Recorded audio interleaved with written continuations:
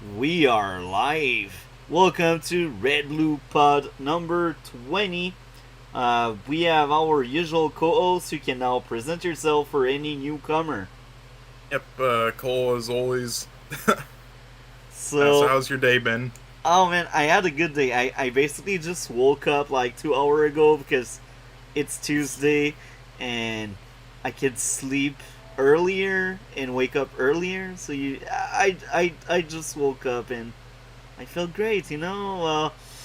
I had the time to watch this movie just before the stream. Martyr. We will speak about that a bit later on. How was your day? Mm-hmm. Mm. It's been pretty good so far. I would say, uh, there was one thing that happened. I explained backstage. Yeah, I almost forgot to watch the Stargirl episode. So yeah, I had to watch that. So that was the delay there. But otherwise, it's been going pretty smoothly. I will say this daylight savings time fucking sucks, but. Why? Why? Uh, Well, on one end it doesn't suck because I do like the nighttime, so it being completely dark at like 4:30 is pretty cool. On the other hand, though, it completely fucks up your body clock, so it just makes me tired by like 8 p.m. now. And it also, yeah, I guess there's like a study where this daylight savings time stuff it lowers your lifespan because of Really? stress. Yeah, because of stress or something. I'm not surprised, and that's messed up because my sleeping schedule was also kind of weird.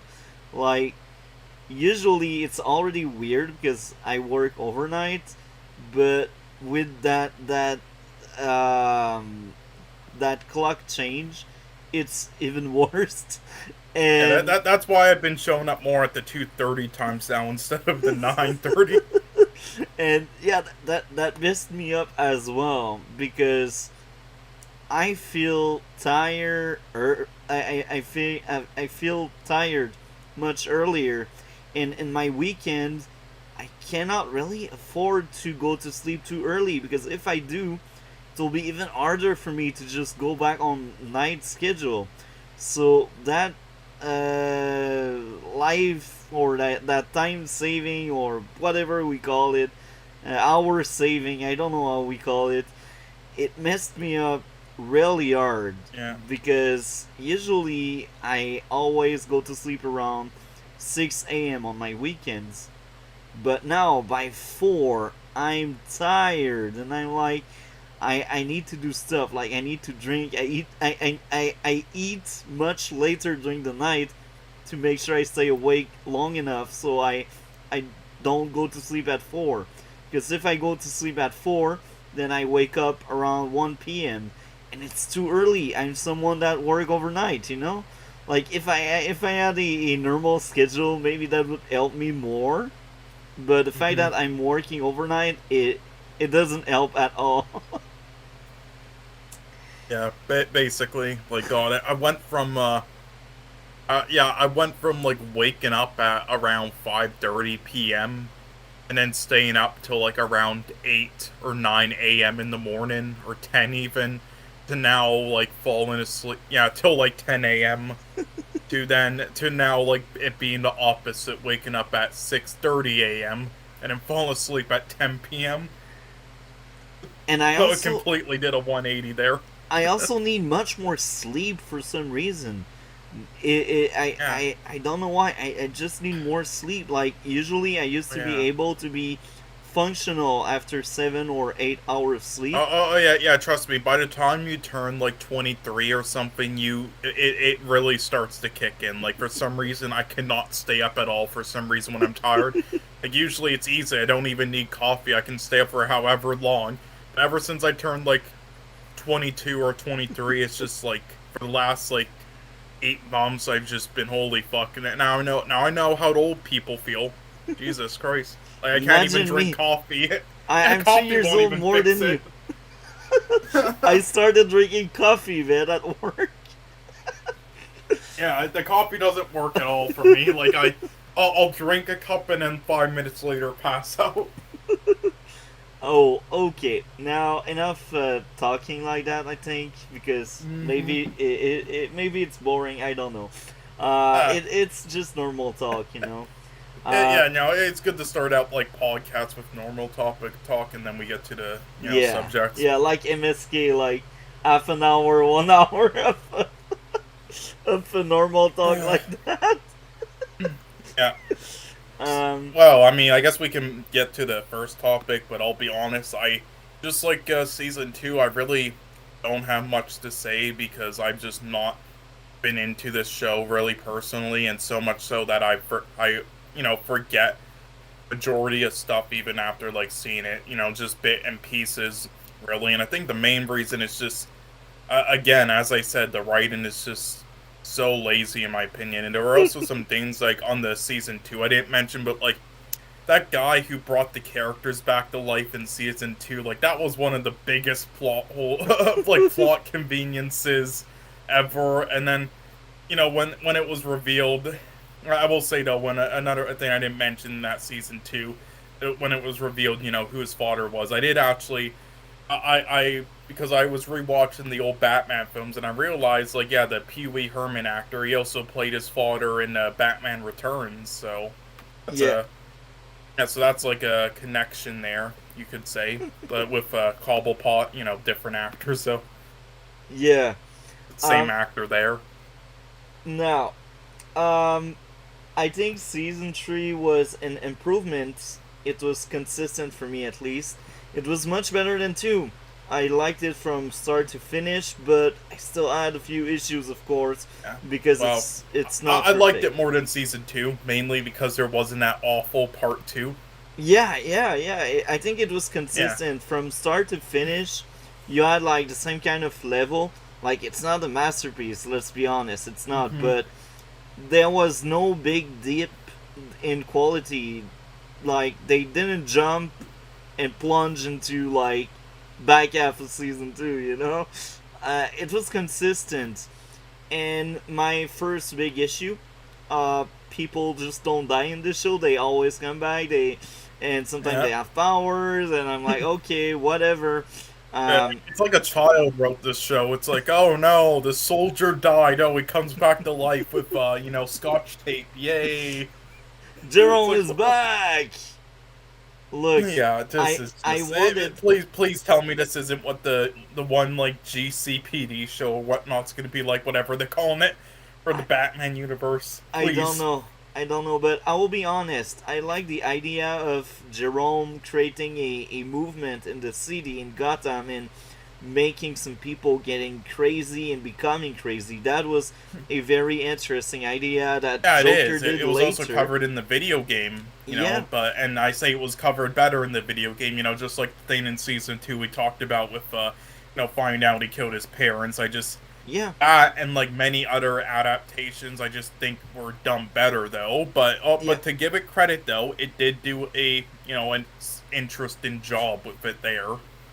yeah, and now they brought back Jerome, and I will be honest, he's entertaining. He's actually great. But here's the thing: he should have died. Let him Many die. should have died. Let someone else take over the mantle. He should Yeah, have there are many died. characters in the Batman universe, and we're still sticking to these characters 3 seasons in. Yeah, yeah, yeah. And another issue, Ed just released out of prison because Penguin become mayor and threatened the guy from Arkham. I was like, man, eyes are rolling. I was like, why, why?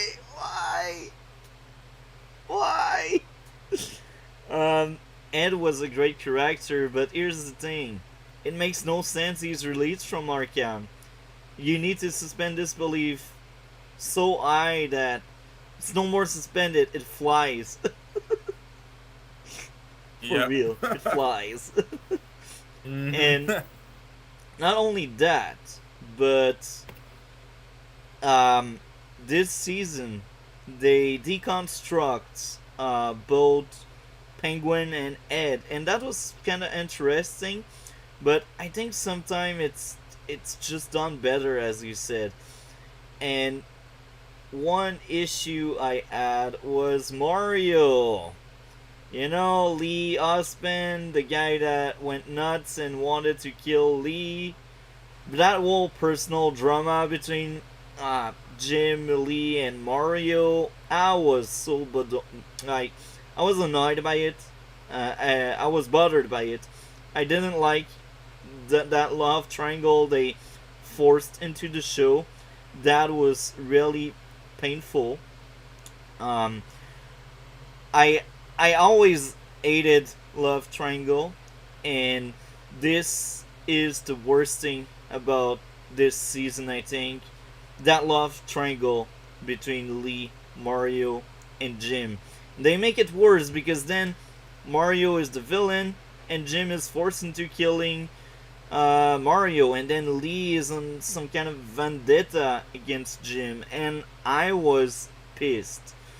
I was rolling my eyes so much with that plot line and that whole thing. I was like, man, all in the same show we got Captain Barnes becoming crazy and Mario becoming crazy, but Mario bothers me so much, but Barnes doesn't. Barnes was a great villain. What did you think of these two side villain?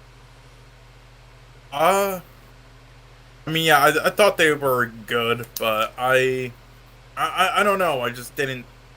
I didn't think they had like as how do you say performance driven like scenes like that would like stick out in my memory. Like I thought they did a competent job as the villains. Definitely fit their roles, but they didn't do just for me personally. I didn't think they did like anything that made me go, oh yes, that now that I'll definitely rewatch. Like I just thought they were good.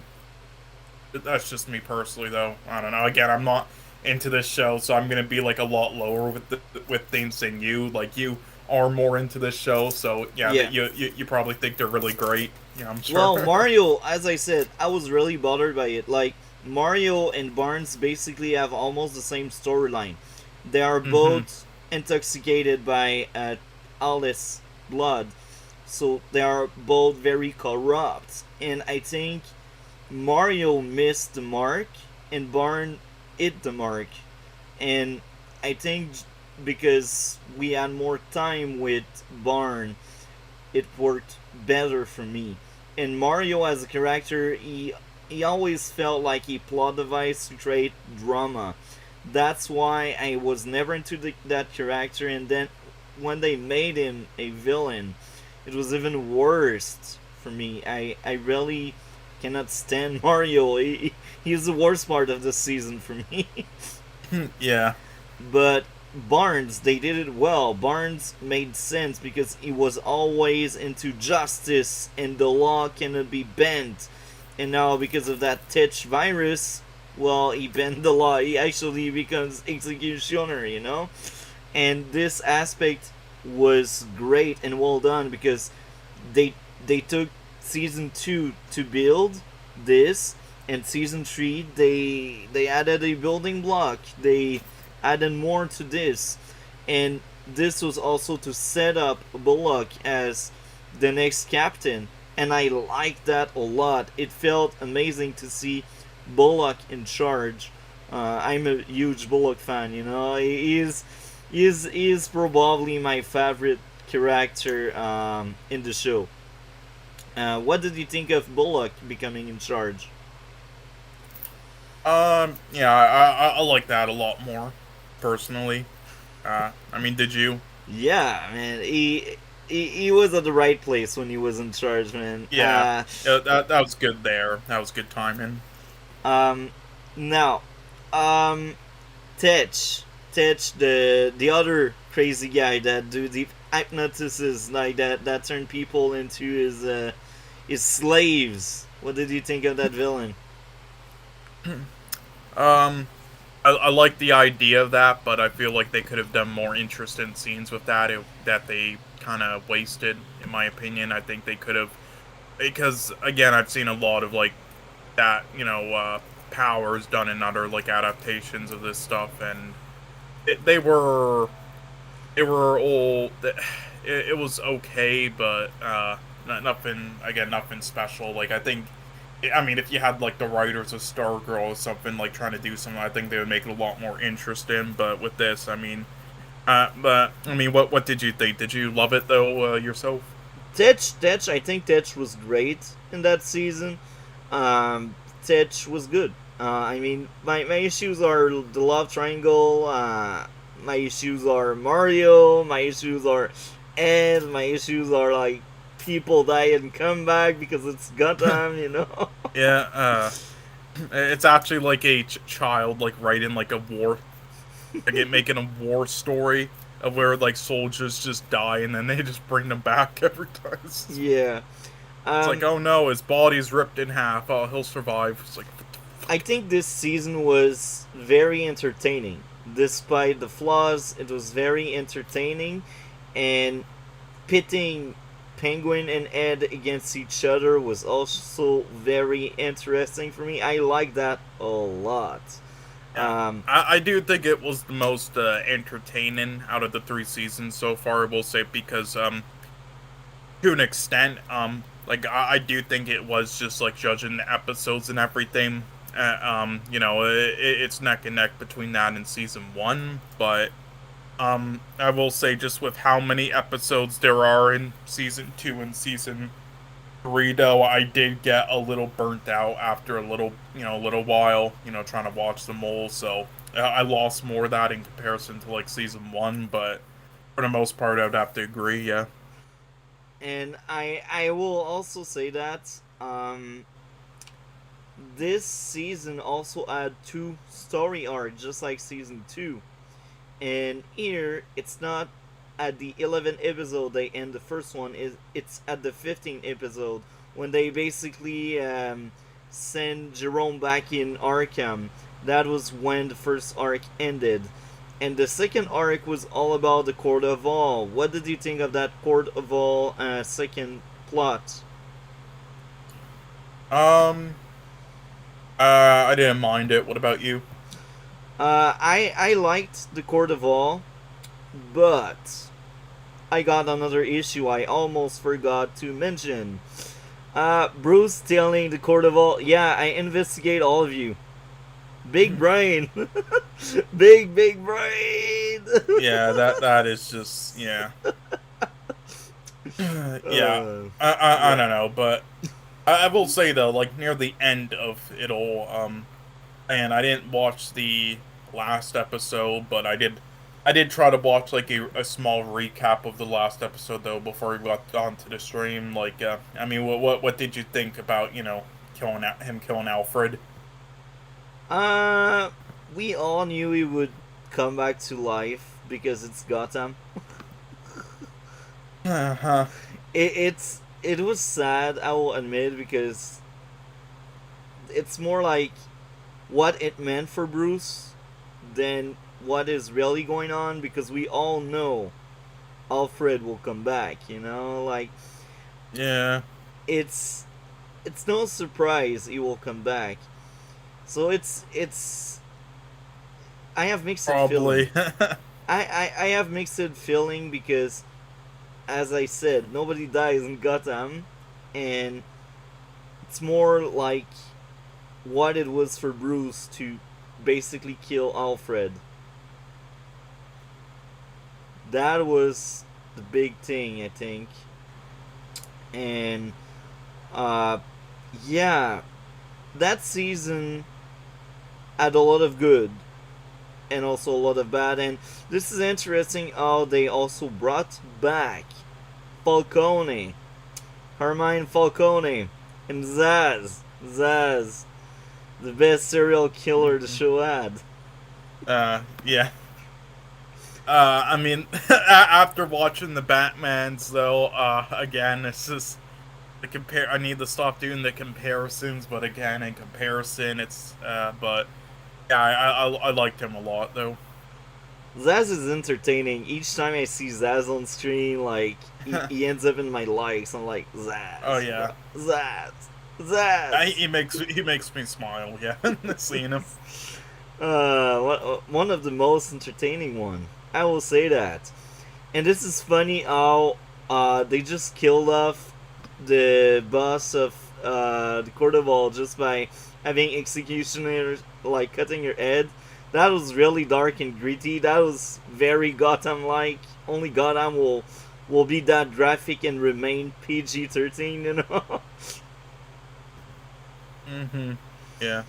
um, yeah, I think we covered a lot of ground with season 3.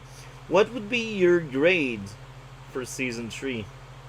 Uh, I mean, I can't remember what I gave like the last few. I think I gave season I think season 1 was like a 5 or a 5.5, and yeah, season I think 2 it was a was 5.5. 5.5. Yeah.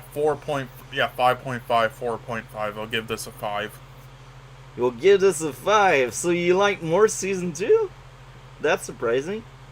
No. Season 2 is a 4.5 and season 1 is a 5.5. Okay. Okay. I see. Um, okay. Well, me, I gave 8. Um, I like that Nice. season a lot. That was much better than season 1 and 2.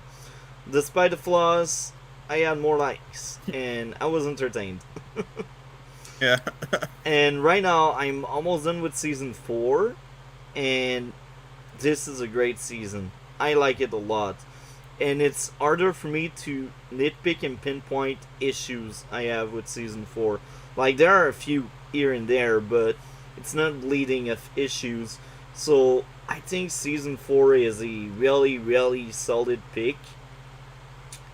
Yeah, I'm excited to see how they will wrap up with season 5, because last time I've seen that was like 4 years ago when they ended the show, so that's quite far behind. um, yeah. Mm-hmm. Um, any closing thoughts on Gotham? Uh, no, that's about it. Yeah. I'm sorry. This. I'm trying my best to like think of questions to ask or like just bring. I don't know. This isn't my show, sadly. I will say though I'm enjoying every bit before I get to Titans again. My Titans is really awful, and I will rewatch as well. For sure, I will rewatch, because I also plan on making a retrospective on Titans, and That is some porn star level acting in Titans. Jesus Christ. where are you right now? uh, well again when I stopped like halfway through season 1, so I'm gonna finish that, then I'm gonna watch season 2 and then season 3, and then we'll just reveal all that in the bunch whenever I have time for it, which I don't know when. Could be next stream, could be the stream after, who knows? And then that will be before season 4 comes out, and then we'll be Well, it's already suffering out. through Season that. 4 is already out, but it's not Oh over. right. It's not over yet, but we will play a bit catch up. Like, we will cover blocks of episode until we Yeah. catch up to it. But I think it's probably 13 episode, and I think now they are at 3 or 4. So they have about like maybe 2 months, and that season is over, I think. Except if they take a break. If they take a break for Christmas, maybe it will be like 3 or 4 months, but I don't know how they schedule Titans. I know based on CW, if Stargirl wasn't finishing in December, they would take a break for Christmas, but they finish in December anyway, so it doesn't really matter that much. Yeah. But yeah, Gotham season 3 disappointment. Titan much worse than Gotham.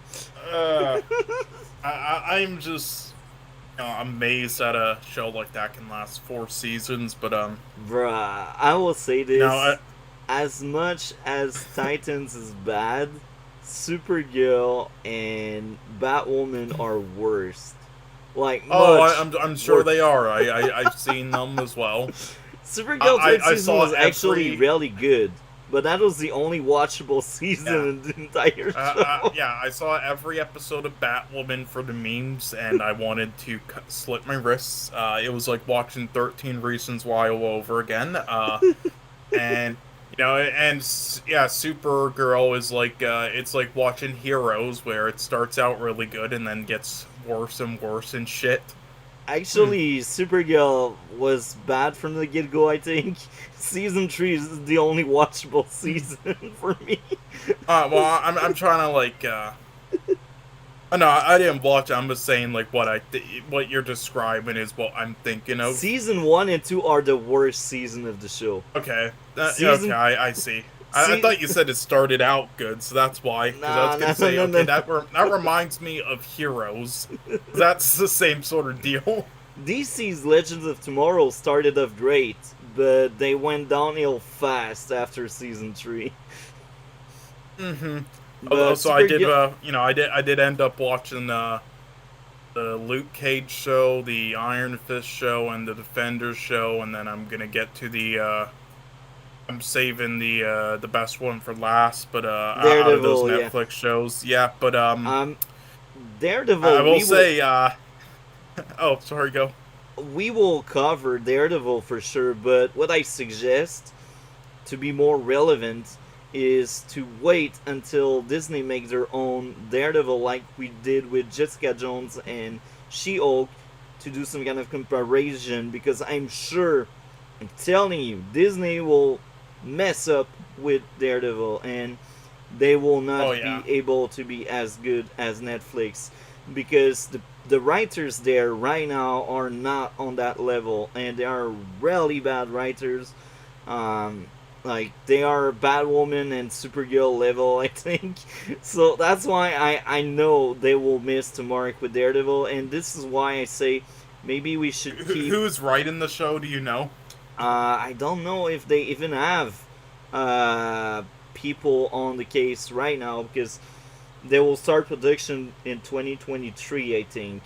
Oh, so I mean, I will say, definitely expecting it to be a downgrade. That's obvious, but I will say just the Daredevil scenes in those 2 episodes were, I mean, just with Daredevil himself, were good. So maybe there's some hope, but yeah, it will obviously be a downgrade though, because they can't do as much, violent stuff as they probably want to, but yeah, we'll see. I will say though, yeah, I did not like those other shows either, but I'll say they from what I've seen of Titans, and they at least weren't as bad as Titans. I'll give it that. Yeah. Well, I will say that about Daredevil. It's not only the violence that made it good, it's how deep the story was and all the characters were deep. Like, Matt Murdock in the Daredevil TV show is a very flawed person. He is filled of anger and he is obsessed by his crusade, and this makes him really hard to be with for friends and more, So, like, his obsession for fighting crimes destroyed his life. And I don't see how Disney can go on that territory. So it's more than just the violence, it's the theme. Like, if you let someone as dangerous as the villain of Daredevil run free, or if you let him in the system, are you helping that person to murder more people? Or is it right to let him do because it's wrong to end someone's life, It's morality. It's that TV show was for adults. It was a mature TV show. It was a dark, a very interesting show, and I will go further with this. When they were funny, they were clever about it, and none of the jokes felt like Marvel show or movies. When it was funny, that was very funny, and this was to tone down the seriousness, to not make the TV show dull, Like, there were Yeah. good writer involved. That's why I think Daredevil is amazing, and that's why I understand why a lot of people say that's their favorite superhero comic book TV show. Mine is Stargirl, and Daredevil is coming second, right after Stargirl. And I think Daredevil had two masterpieces as the first two seasons. The third season was a miss for me. It was still good. I still liked it a lot, but the story is not well crafted because they changed writers. It's not the same people. Well, some of the people that were involved in season 1 and 2 were also involved in season 3, but the head writer and the showrunner, I think they both changed, or people got moved around because there are clearly other writers also involved with season 3. Like, the characters in season 3 are as good as season 1 and 2, but what went wrong with season 3 was really the story, and it was filled of bad stuff in it, and this really tanked for me the entire show because this is your last season, and I feel like they really dropped the ball on it. Even if the season was good, I still felt they dropped the ball. Um, the season can be great, but it's nowhere near as good as the first two. So when I look back to Stargirl, like 3 seasons for me, all of the three were amazing.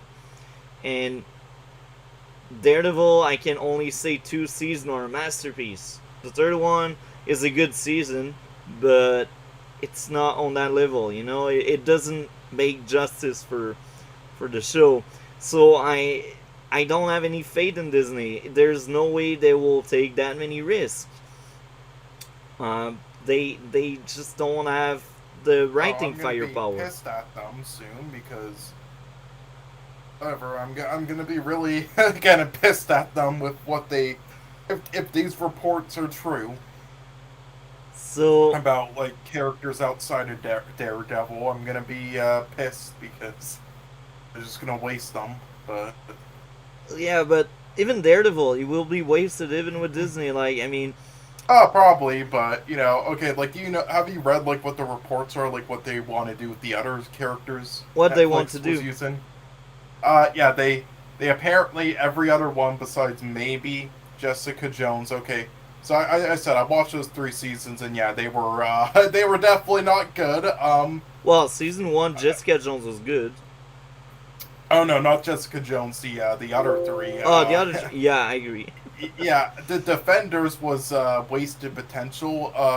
See, Luke Cage had again the actor does a great job, and the stunt work in it is pretty good, but everything else is just mediocrity. It's just boring to me. And then Iron Fist was just fucking terrible. And that guy is a terrible actor. I don't know why they cast him, but I think nonetheless, though, despite how the Netflix shows turned out, Multi, they are good characters, and Yeah. they have had many comic book stories that are very intriguing. Mainly, I really liked it when they put Luke Cage and Iron Fist together more, and because they are actually a very good duo in the comic books. Like they're being polar opposites and it working to. It's actually very interesting, but for some reason they keep splitting them up every time they get good for whatever reason in there. Yeah. So I was like, okay, I'm actually very interested to see, them do something with these characters.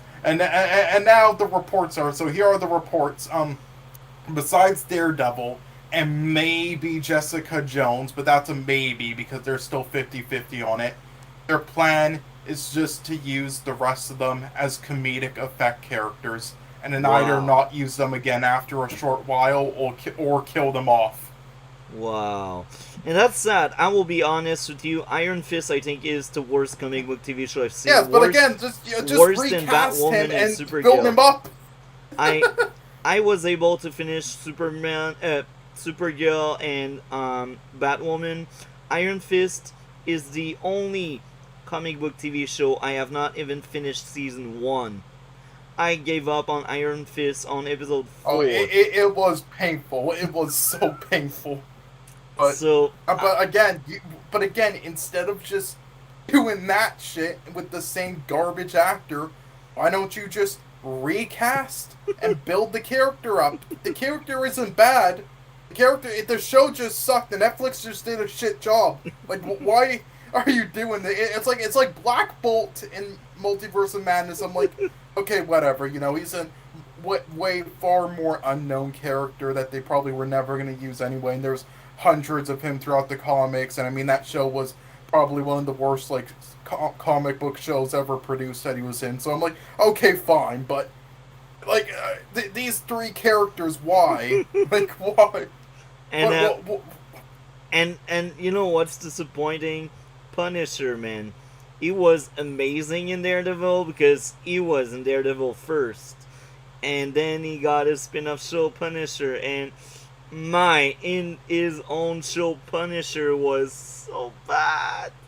For real. It's not the actor fault, it's the writers, but oh my.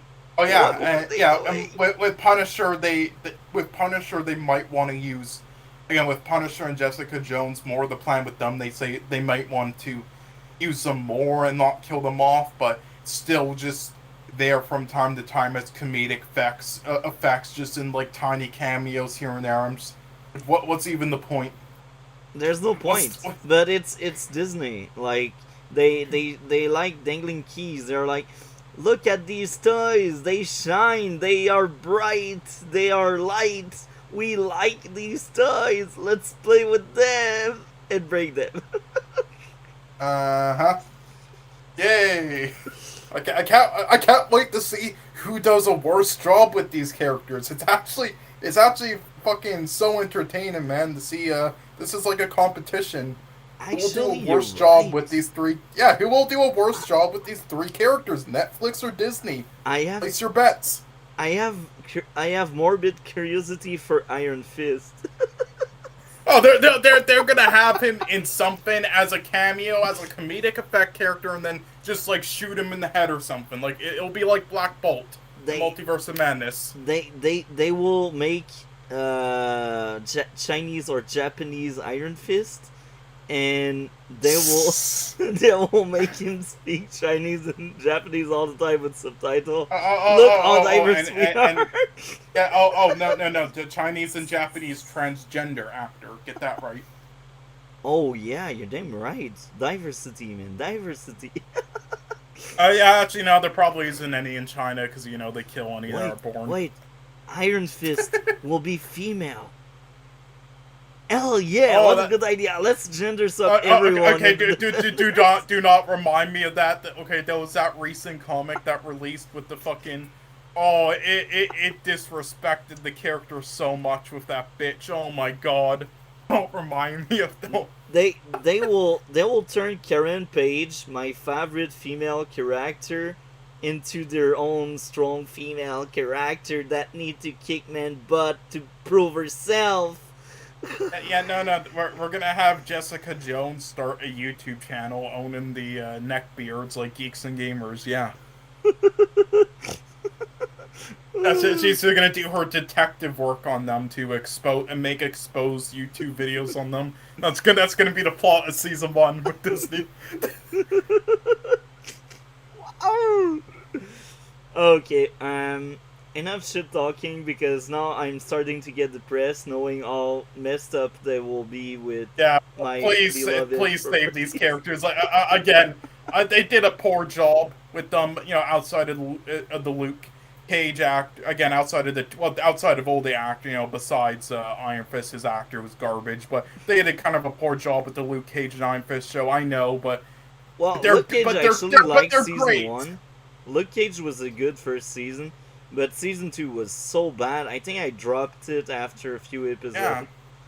Yeah, again, the main highlights is the actor and the stunt work. But then everything else is just like, it's like watching paint dry. It's like, why? But again, they're great characters, though. Read the comics, do something with them.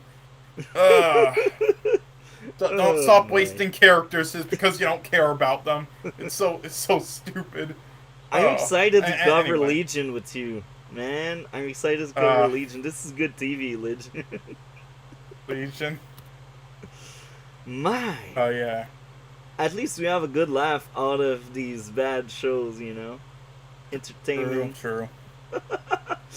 And yeah, Yeah, that's why I think we should wait for Daredevil until Disney comes up with their version. So when we trash Disney version, because I think it will hmm be bad. No, well, it's not. I think it will be bad. There's no way they make it right.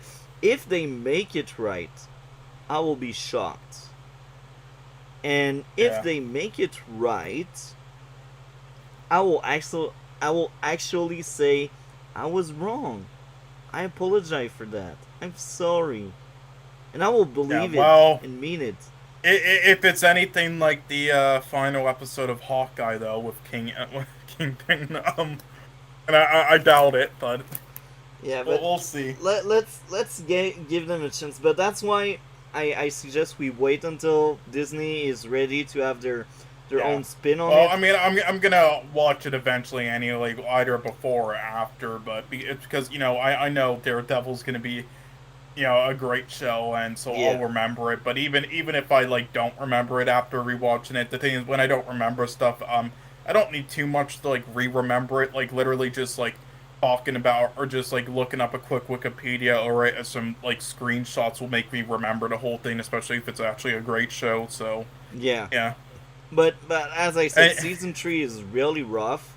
It has lots of good things in season 3, but it was oh rough. yeah. When you start off so high, you expect to maintain that high, and when it some lows, you really notice and realize. Even if that Yeah. low is better than average TV, you will still notice a drop. You know. Oh yes, definitely. Well, anyway, any closing thoughts on this Nah, man, topic? nah. I'm waiting for Disney to mess this one up so I can make Yeah, a Netflix Daredevil versus Disney Daredevil. That will be the video. yeah, And actually, even if Disney make it right, I will still make a video like that. However, I won't trash Disney if they do it right. I will actually praise them, and I will treat both shows the same way if Disney is actually able to pull this one off. But it's only if they are able to pull this one off. And I think the versus will be much more interesting if both shows are really good, so we can place on the forefront the highlights and the good things about both shows.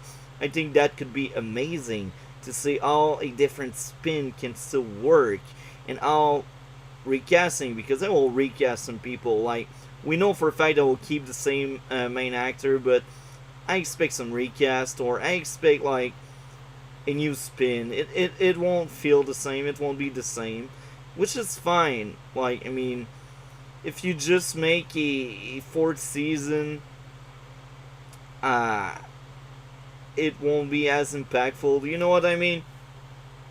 yeah. Like, Basically, I uh, I don't mind a soft reboot if it's handled by good writers, and maybe I will prefer the soft reboot if they really hired good people making it. You know, because I don't want to rewatch all like over and over again the same thing, just repeating itself over and over again. That's why I don't like yeah. some anime that just drag on forever, or the perfect You see, that's example. why I don't watch many shows though, because of that of it, the repeating storylines, the filler dragging on. That's my Yeah, pet peeve. That's why I like watching the anime films more because you can't get any of that in yeah. it. So it'd have to really interest me, like Attack on Titan did. But yeah, But that's why I gave you a list of the filler for Bleach, again, so you can skip the filler.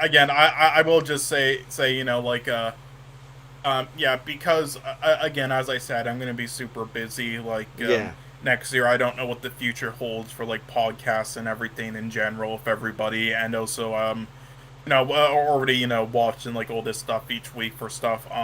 Yeah, I'm not gonna. I don't think I'm ever gonna be able to have the free time to like get into like long anime shows like that. So yeah, I would recommend just trying to find maybe someone else for that podcast because I don't know yeah, if I would be available. But I will. But I mean, if you want, I will say if you want me to be on like again like what Chillmonger does and stuff, guest for certain stuff, then I can like again I sent you a DM with it DMs like a while ago.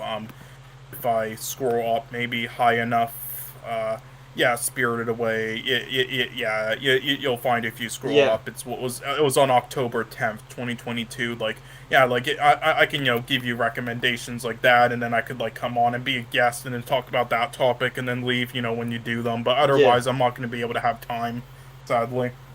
that's fine. So, yeah, let's move on to Martyr. Um, Oh yeah. And this is I, probably going to be our longest podcast episode, but yeah, let's move I, on to Martyrs. as usual, I will be really honest because that's the point of it. There's no point of. Don't worry. I Yeah, knew this was probably not be the one you'd be that into. I will start by saying this is my least favorite movies among the one you suggested to me, and I have many reasons behind it. And um, I I noticed this is not a bad movie per se. It's just a movie I didn't really enjoy. I didn't really like it, and I can still see the value in it, and it has good cinematography, and it's a well done movie. People making this movie thought about this movie, and I will say this um, from the get go. It's not because I didn't like it that it's bad. It's totally not. I've seen worse movies, and I enjoyed worse movies. Um, now, um, I don't know how to handle this discussion, but I do think this movie. You were right. It's a disturbing movie, and it's it's a weird one. People that made that movie, they need help. Hey, They need help. I'm telling you. that's what people say about me. Okay, so now this is my opening dialogue on that. What are your thoughts on the movie before I go further? Yeah, don't worry. Now again, last week when I recommended this, I explained. Yeah, so basically, I knew this would be a film that you would not be into yourself, but for this week, I wanted to do something interesting and like, it just shows something that will shock you a little bit of like and just weird you out because and also just share like it's a genre of film that I'm pretty into, but yeah, you probably won't be. Yeah, I definitely won't. Unless it's like something that I think you'll like. I definitely won't recommend anything like this ever again. This was just a one-time thing like that for fun. So to get reactions and stuff for the stream. That's For entertainment reassuring. purposes. That's reassuring because man, that Yeah. movie. Yeah. So basically, yeah, this is again when it comes. I said before, my favorite genre is like horror slash thriller things, and Yeah, yeah, one genre of horror is like really disturbing films. And some of them are just disturbing for the point of being disturbing, and it's just like shock value for the sake of it, and poorly done at that. And they're just like bad films. But there are some that are like super well made films and very interesting and thought provoking. And even though I think this was just a hit, a one time thing by the director, because everything else he's made is bad. And a little fun fact with one of his films that he's made before, he told an actress to like press her face against a glass window and bang at it with her fist in one of his films in like 2010, and the glass smashed, and now she has a scar across her face, and now she can't get work. So she sued him for a shit tons of money, millions. So wow. fun, yeah. So fun fact there. I But I yeah, I will say sad fact. It's not really fun for the actress. I mean, yeah. Well, anyway, yeah, it's not. Yeah, she's Canadian as well. But I'll like show you what film was later. But basically, yeah, even though I do think this was just a one-time thing by the director, just a fluke. And yeah, I think this is one of those films, and I thought it was excellent. Because yeah, it's one that again I like being like trying to find stuff that it will get under my skin and creep me out and disturb me for weeks just thinking about it and everything. 'Cause, because to me that's the only time stuff like scares me. And stuff like jump scare horror films don't really do the trick. More thought provoking stuff and disturbing stuff like this does the trick, and that's well made. And this definitely did it. Like I thought I thought the scares in this film and like what the things she was imagining following her the whole time when she was a child to then from the abuse was just flawlessly done in my opinion. The scares, and it was an interesting story of just like that unraveled and made you keep thinking, and then we get to the second part, which is just completely disturbing. And then yeah, I thought it was super well done gore and everything though, and it had a lot of messages to think about, like the end and the product. Like it basically sort of like, yeah, it's like it leaves you with the message, like a this cult like type or like private thing that like tries to get people to be close to death but not quite there, so then they could see, maybe like they could see the afterlife and then tell them what they saw, and so they could find out about the afterlife. And and I think that's a very like interesting premise and idea on it, and it's homage to like a lot of like internet creepy pastas, I would say, a lot of creepy stories, like Gateway to the Mind, Yeah. and the Russian sleep experiment and everything, and it really intrigues me in my opinion. And yeah, I thought it was excellently done there, and the performances were awesome, the cinematography was awesome, the scares were awesome, just the lighting was awesome. It was just a really interesting and entertaining film for me personally, and it really was effective on me. I really enjoyed it. But yeah, I know this is definitely not your type of film. Again, this was just like a, this was just like let's recommend this film this week for fun, just to see Yeah. multi-topics reaction for the stream for entertainment purposes. Because I don't want to just give you like the same type of films or just the same Yeah. quality of films every time. I want to mix, throw some things into the mix every once in a while. So yeah.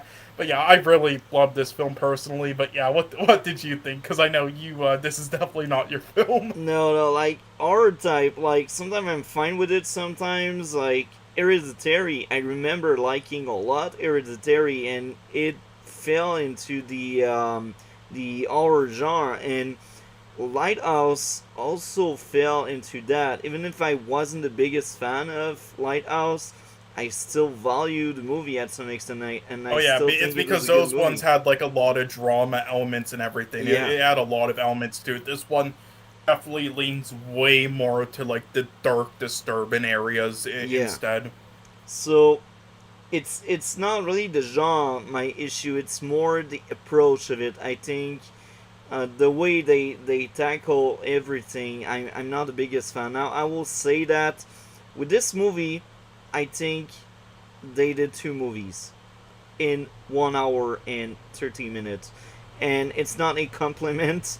It's it's not. I really didn't really like that. And here's my thought process. I feel like the first 44 minute ish, like the murders, the backstory of the killer, and the suicide of the killer, was one movie for me.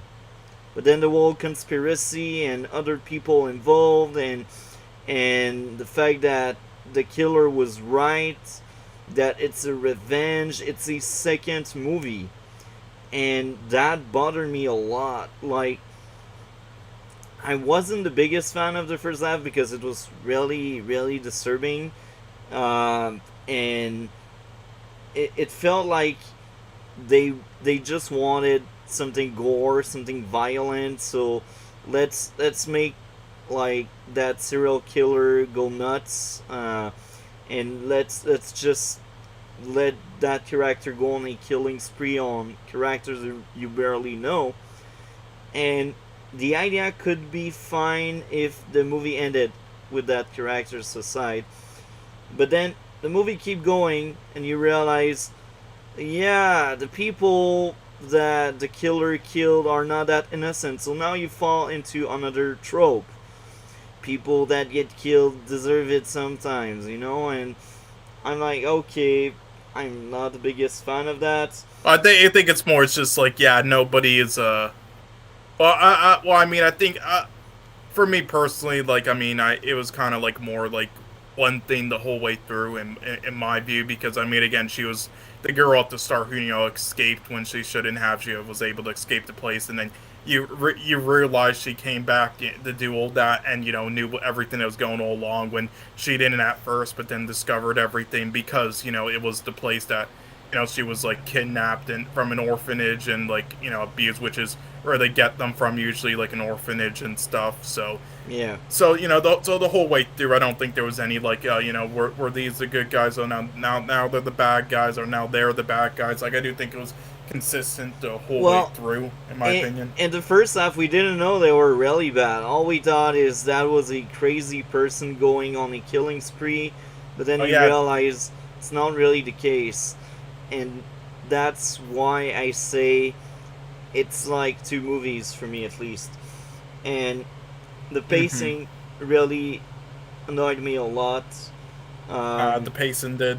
Yeah, well, I will say the one thing, like, yeah, you didn't know at the start, like, who she exactly was again, and then you figure out more and more that it's that one girl, and then you realize. I mean, I did the reason why I didn't. I like that personally because I do like having those mystery elements there instead of it being completely revealing everything. But yeah, I can understand. But yeah, the pacing. What would you say more in the second half? I guess you thought the pacing was off. I think the second half is a huge mistake. The entire second half, like right after the girl kill herself, right after that moment, I feel like the movie should have ended.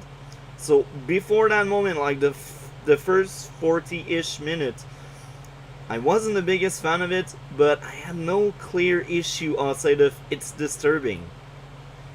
And then that happens. She kills herself, and then the new main character is basically speaking on the phone, and then the other people, they basically come, and she goes in the cave, and then she discovers the prisoner there.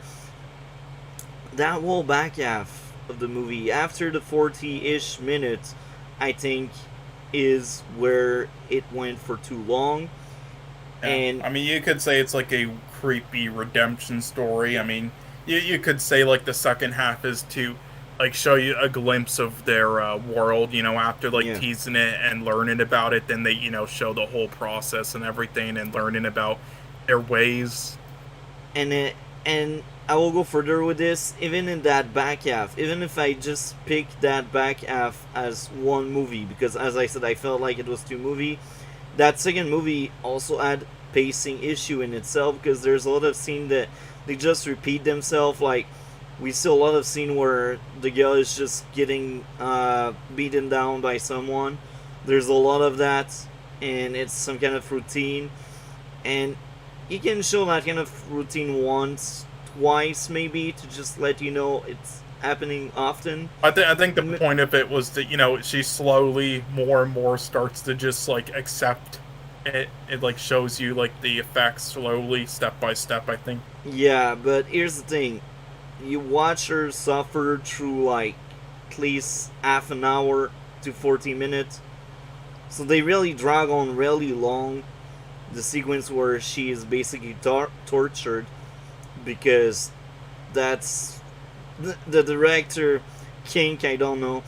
That's suspicious.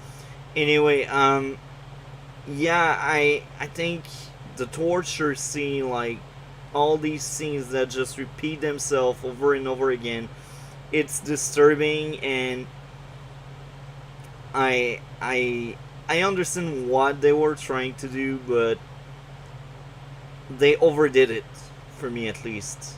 They overdid it, and yeah. For me, I thought it was just right, but I can understand if you think they overdid it. Like, they did, repeat that stuff a lot, like I will say, Yeah, I think another point of it was, again, also to be disturbing, but I think it's just like because the whole scene plays out, and because of what you saw at the beginning, I think the point was that, it's like you expect the character, try to escape some way and then run away, and which is what like every horror film in existence does, and you're sitting there just like waiting for the moment and everything, and then it never comes, and it's just like Yeah. it and more gets disturbing in that light, and it's just like it's very just like holy shit, they're actually doing this, which I personally loved that So they did.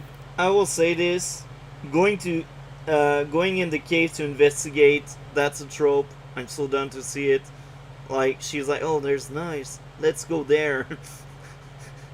We had like four murder in that house, and we had someone that just killed herself, and we will go in that cave because that sounds like a good idea. Horror movie trope.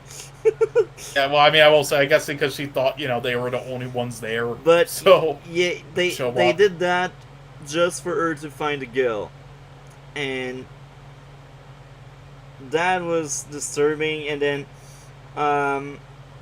when she take out the kind of helmet the prisoner had, and there's a lot of blood, and the person was tortured before. So, how much blood these people in that movie need to lose before they die or fall unconscious? That's a Yeah, well, wonder I they got. they have been doing this for like hundreds of years, so you could say they have experted the ways of like doing that to the fullest extreme, where they Wow, don't die yet. uh, like the main character took off that helmet and more blood was coming out. So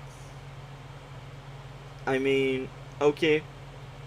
Um, Yeah, because I do think it was like screwed in. That's why. So there was like a bit of blood that came out. Yeah. I know. I think it's normal that person bleeds after having these kind of screw taken away, but it's not normal that that person didn't die on the spot after losing that much that much blood near her brain. Near her head. I Oh mean, well, I mean, I don't know if we quite know like how it was done there. So I mean, it depends. But yeah. now, uh, the Colts. Really bad villain for me.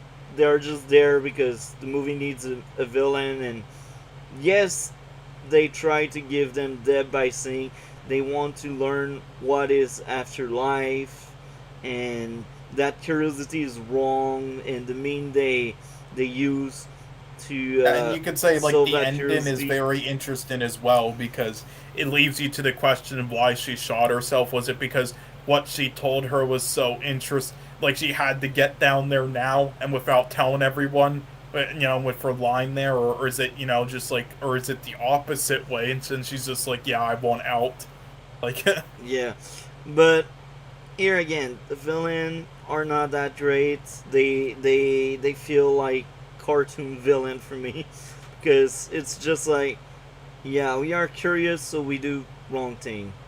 There's no deeper backstory. There's no other reason than just their curiosity, and it's not really enough for me. It's not appealing enough for me to say these are well written villains. I understand their motive. They are curious, they want to learn, so they are willing to yeah. torture and kill people to learn. Yeah, I can understand that the villains being like a little bit over the top. There's not much to them. I can understand that. I mean, to be fair, there wasn't like too much. I mean that they could have spent more screen time actually on them. Yeah, Yeah. I can Like understand they that. they spend I don't know how long just to show us them torturing people. Instead of spending so much time to torture, tell us the backstory. Yeah. Like I've seen them doing Well, torture. I do think they kind of did him with like the photos and everything. Like I don't know if It's there's more like much more exposition to. on why they do that than backstory. But yeah. Yeah, but I mean because I mean the basis is just yeah they're like a cultish group and yeah that's when they first started doing it and then more and it shows you throughout the years. So there wasn't as much more backstory I think they could have gone in, but I do agree. Like I do think that was actually like one of my weaknesses I had with this film because again as much as I said that it definitely isn't a perfect film. I don't think it's like amazing, but and that's probably, I think that was one of them. Yeah, the villain, the woman in it was yeah, definitely a bit what cartoonish, you could say, to an extent. Yeah. I will go a bit further with the villains. You really need to suspend disbelief on 2000 because everyone in that cult is okay with just torturing people like that because they are like that. They are that brainwashed, and nobody Oh well, ever they are older turns people as on well, them. so you have to Yeah, remember that they're older people, so they don't have much long left to live. They just want to know what happens when they die. They're that old. nobody really turns their back to help out the girl, and I know that was the idea of the movie, that she has no escape and she must know that fate at the end and just die. And they wanted to move away from the horror trope of there's a way out and the way out is found and used. I fully understand that aspect of what they were trying to do, but that bothered me a lot because Mhm. you need to suspend disbelief because all of these people are all on board with torture, all on board with murder. It's Well, yeah. I mean, well, you never know. Again, there has been like many incidents and many failures. They described that there have been many failures and some escapees, which then have, because they talked about some people have effects if they go through some of that and then escape, and they said hers was like the one who then like killed herself halfway through. So they probably had like other failures, and that one was like the guy torturing her fucked up and left something open or something. But yeah, so there might have been like incident. You can assume off of that probably there were incidents probably where like yeah, one of them turned their back, and then they felt bad for one of them, and or could relate to one of them and then help them escape, and then they went through all that. You could say it's like a bit of a like a uh a bit of just like a cough out, you could say. But I mean, with what they explained, you could come to that reason logically with what they explained. and like it's obvious both parents that were killed by the girl in the early stage of the movie were both involved, right? It's obvious. Mm-hmm. So I will say this: not everyone is good parents, but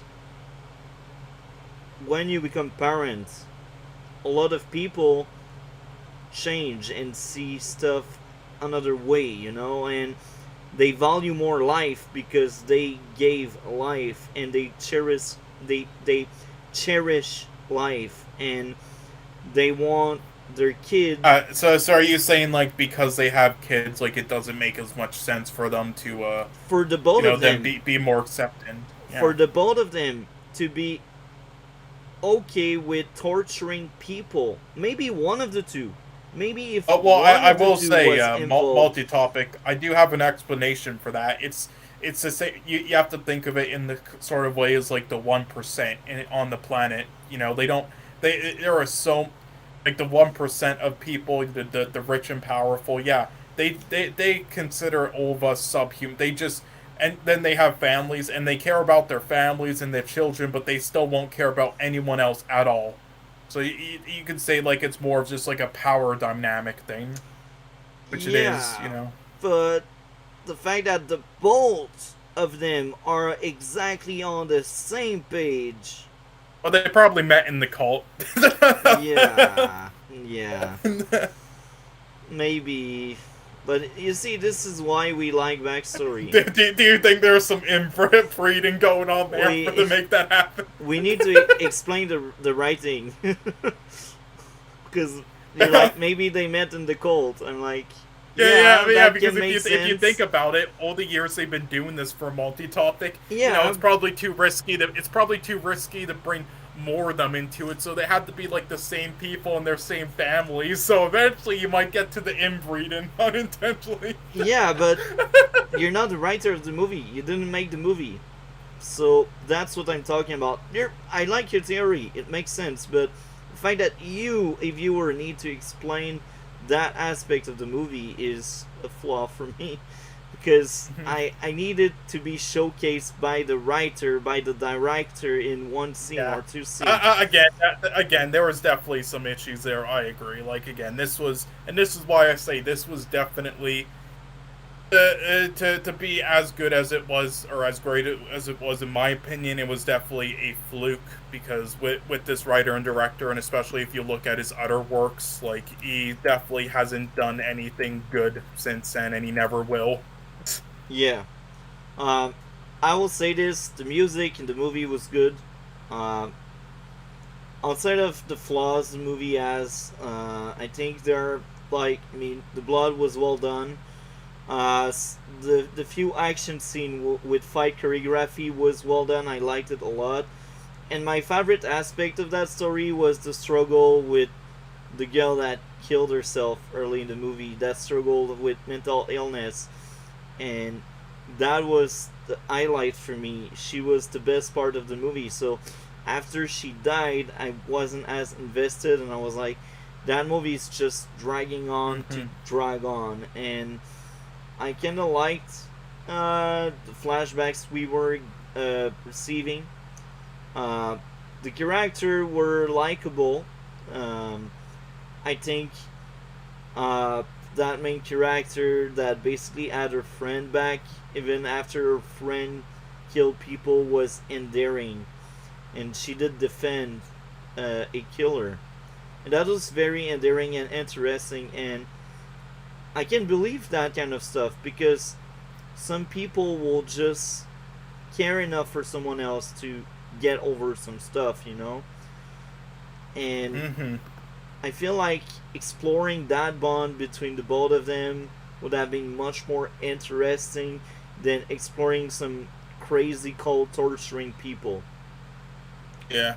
But that's just me. I understand reflecting on that. the movie. In your view, I understand that. Yeah. Yeah, I don't see how I can add more. Maybe the fact that one of the few people that were shot survived and tried to escape, and the girl helped her despite helping her friend as well, was very interesting. Because she didn't quite know, like, again, she probably didn't like quite tell her like exactly. They probably were did some crimes here again, like them together and stuff, and trusting each other, but not to this extent. And also they seemed like an innocent family to her. She didn't quite tell her like that. Well, actually, I think she did, but it was just a bit unbelievable. So yeah. I liked that aspect of and then in the end she kind of kills herself because she started to like not trust her, and like she killed herself in the end, and then she found out and realized, and then she went through all that, and then trust her like in her visions. You could say it's like a disturbing redemption type story, you could say. So I think we will move on to the grade. That's the point where I am right now, because you go first. I'm really interested. My prediction is around like a 3 out of 10, probably lower, but we'll see. No, actually, I will give it a 6. Even if I didn't like it, I give it a 6, and here's the why. I see the value of that movie, and it's not a 3. Like, Captain Marvel is a 3. This is better than Captain Marvel. Like, your characters add something. Your characters were appealing. What's wrong is the story and how you use a character. So I think when you have characters that are interesting, you can get away with stuff. And I will say this, I liked much more these characters than the Lighthouse character. And the story is really why it's only a 6, because the story is not for me. I don't see myself rewatching. I I didn't really enjoy that movie. Even if I gave a 6, it's because I see the value of this movie and Mm-hmm. why people can enjoy it. Like, if I wasn't trying to be critical and it was just my taste, I would say 3.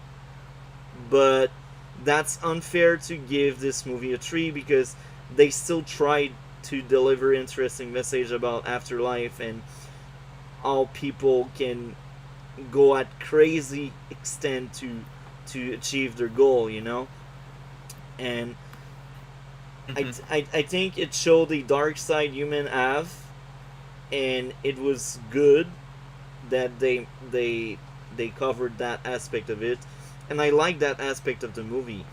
The aspect I didn't like is how how much they just show us because they feel the need to show us over and over again that kind of stuff, and the lack of depth to the story itself.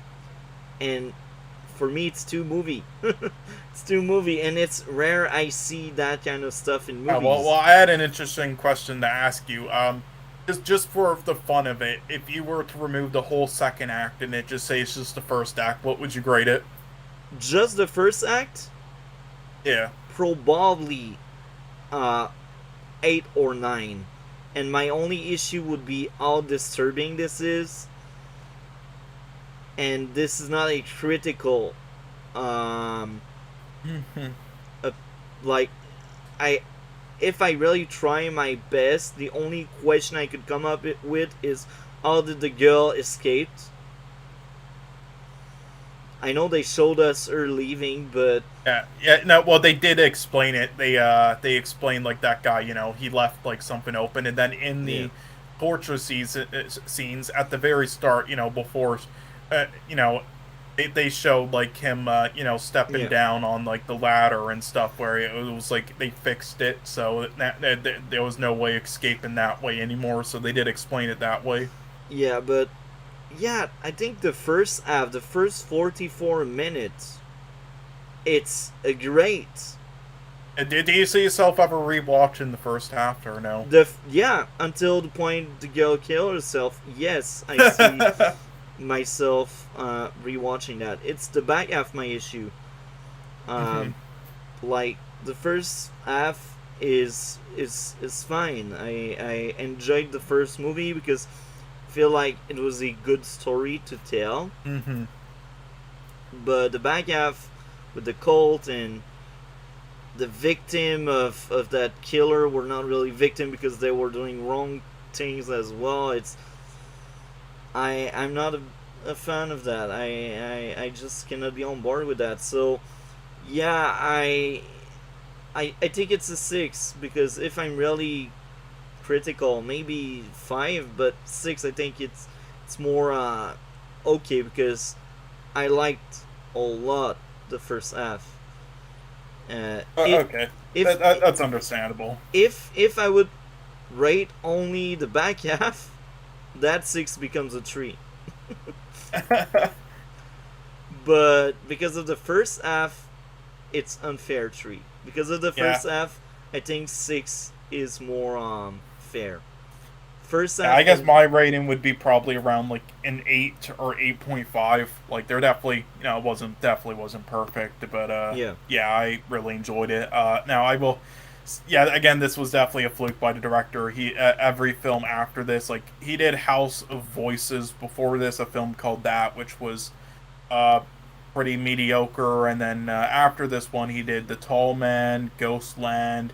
They were 10, which are believe all some English films besides one of them, which is also a French one, and yeah, they all got pretty negative ratings. Yeah, so the one that got the backlash is it's called Ghostland, and it came out in 2010. It's the one. So just to read some controversies of it, so they're apparently he's apparently a director who's really hard to work with. The the French Canadian director, or French director, and there's been many claims of misogyny, transphobia.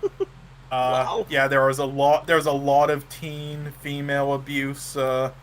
on What the set as well, fuck? not just in the films. Yeah, and yeah, so yeah, that scene, yeah, she yeah, he literally just told the actress in the film Ghostland to just press her face against a glass door and bang her fist. And she asked him previously, will this break? And he said, no, no, no. He shrugged it off, and then it broke, and then she got the scar, and now she can't. It's hard for her to find work because of that. So now, yeah, she sued him and everything. Like it was a really fucked up situation there. That happened. Yeah, there are some controversies there. Just to say, like, it was really it was just what he fucking. I believe the actress's name is, yeah, Taylor Hickson. Yeah, she was in Yeah, she was in the first Deadpool film and other films. Yeah, she was in the first Deadpool one as a character. I'm just going to share. Yeah, this was like a.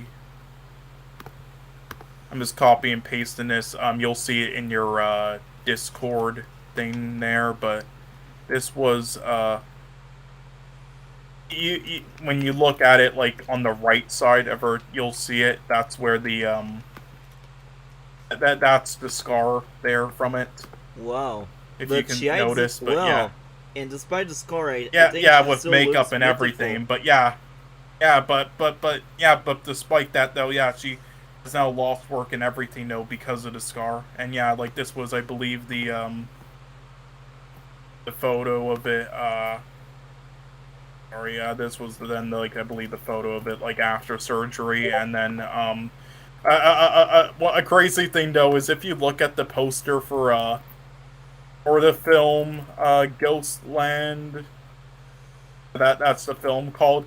Yeah, I don't know if this is her on the cover or another actress, but in the film there's like a scar or a crack on the face here of it, and it's very similar to that, and it was made before the accident, so that was just like a huge coincidence there. This was the poster for the thing.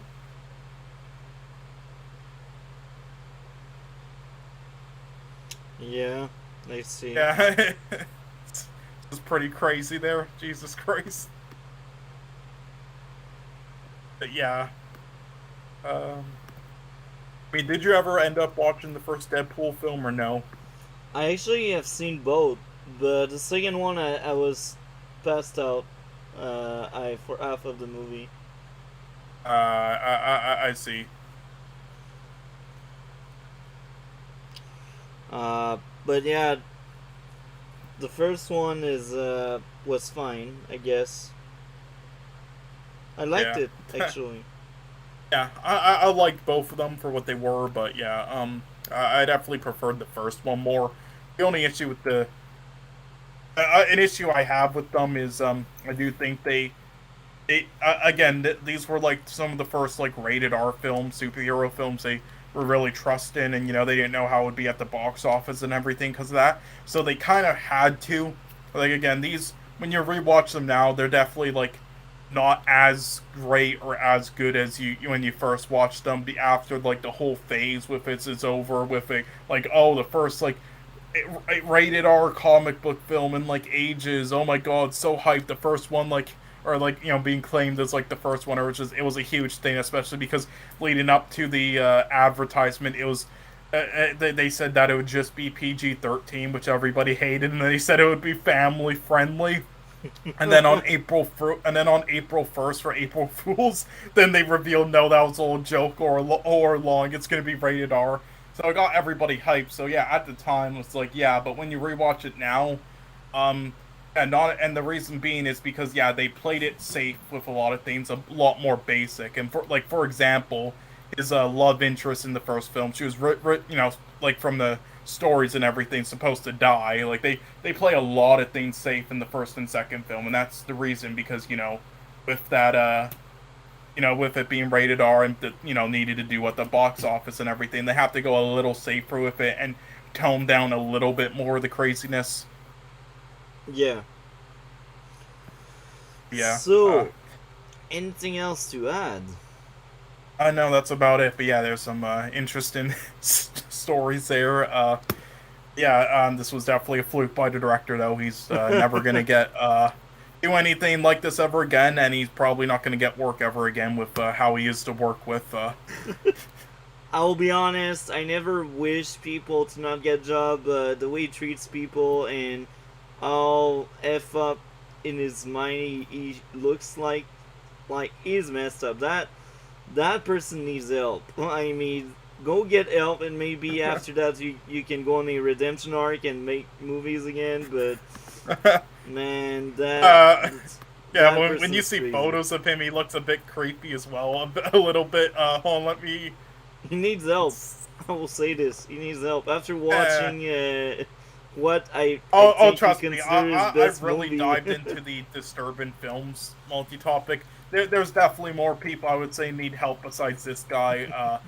Like there's this guy who named himself Lucifer Valentine.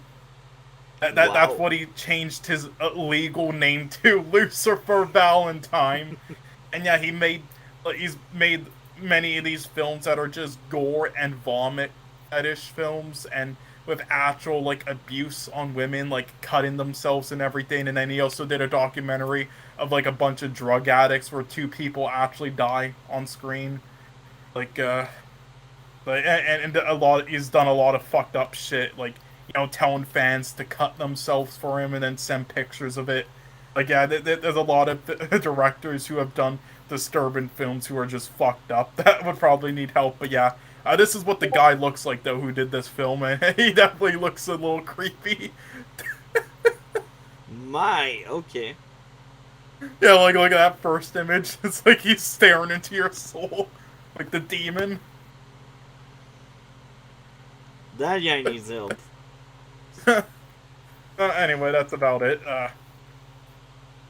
So we have two topics left. Yeah, so we have Stargirl, and then Yeah. there was this news that yeah, we're gonna share at the end. So yeah, Stargirl. Stargirl. Yes. What did you think of the episode? Oh, I will say on the last episode that, well, on the podcast what we did when we reviewed those two episodes, I will say you did say so we found out who was controlling the camp.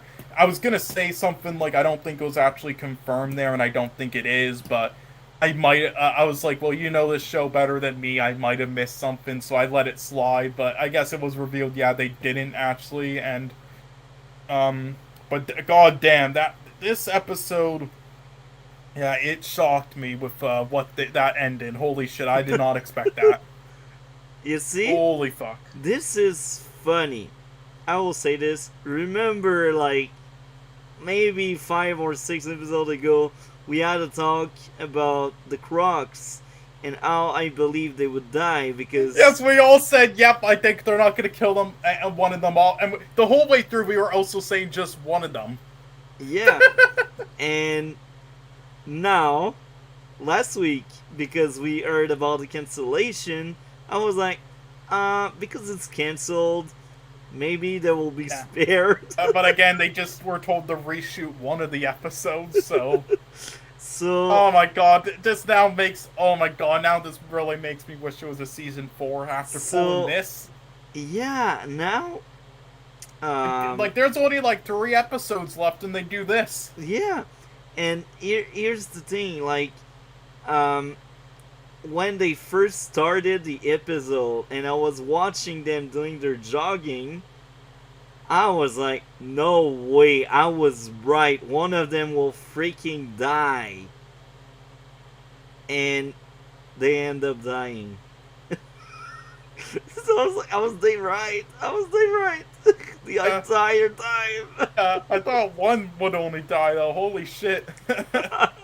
Me too. Like, at first I was telling one of the two will die because it gives more leanways to have more stories to tell with all of the cast, Yeah, well, But I wonder how they're gonna like tell the story, like, or finding out both her parents are dead, like how they're gonna do that in just such a short amount of time, while also wrapping up everything else with like the beating the two villains. or the Yeah. one villain left. Like it's damn. I just wow.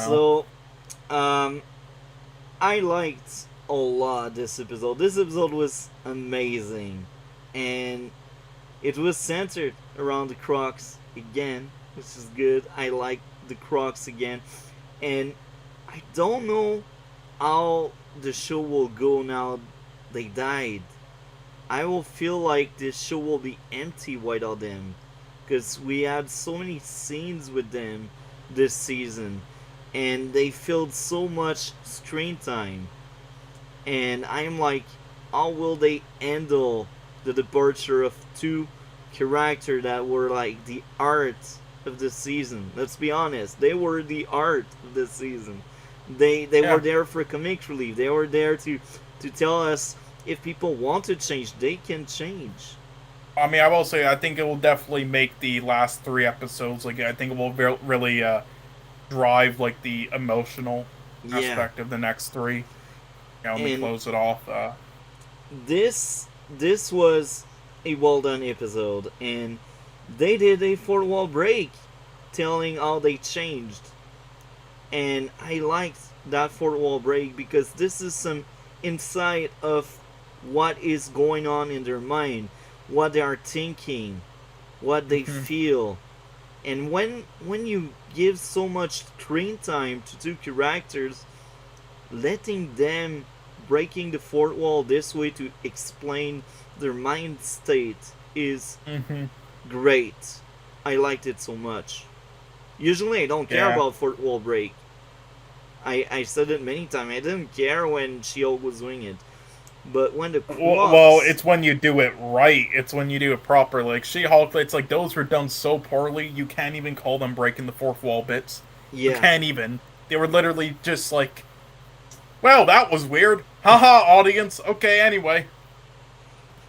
Like Jesus Christ. Anyway, yeah, this. I mean, I will say, it also leaves me the question though, like, what do you think? How do you think their Cameron's parents are gonna, or sorry, or like, aunts or anything are gonna react, after. I think most of the drama will be there. Um, one Yeah. of my favorite I mean, do you think they're gonna be on their side though, or his side? they will try to fix him. They will try to convince him Yeah. to... Do you think they're gonna die in the process, or one of them? I think the father, Hmm. the grandfather, will Yeah. die.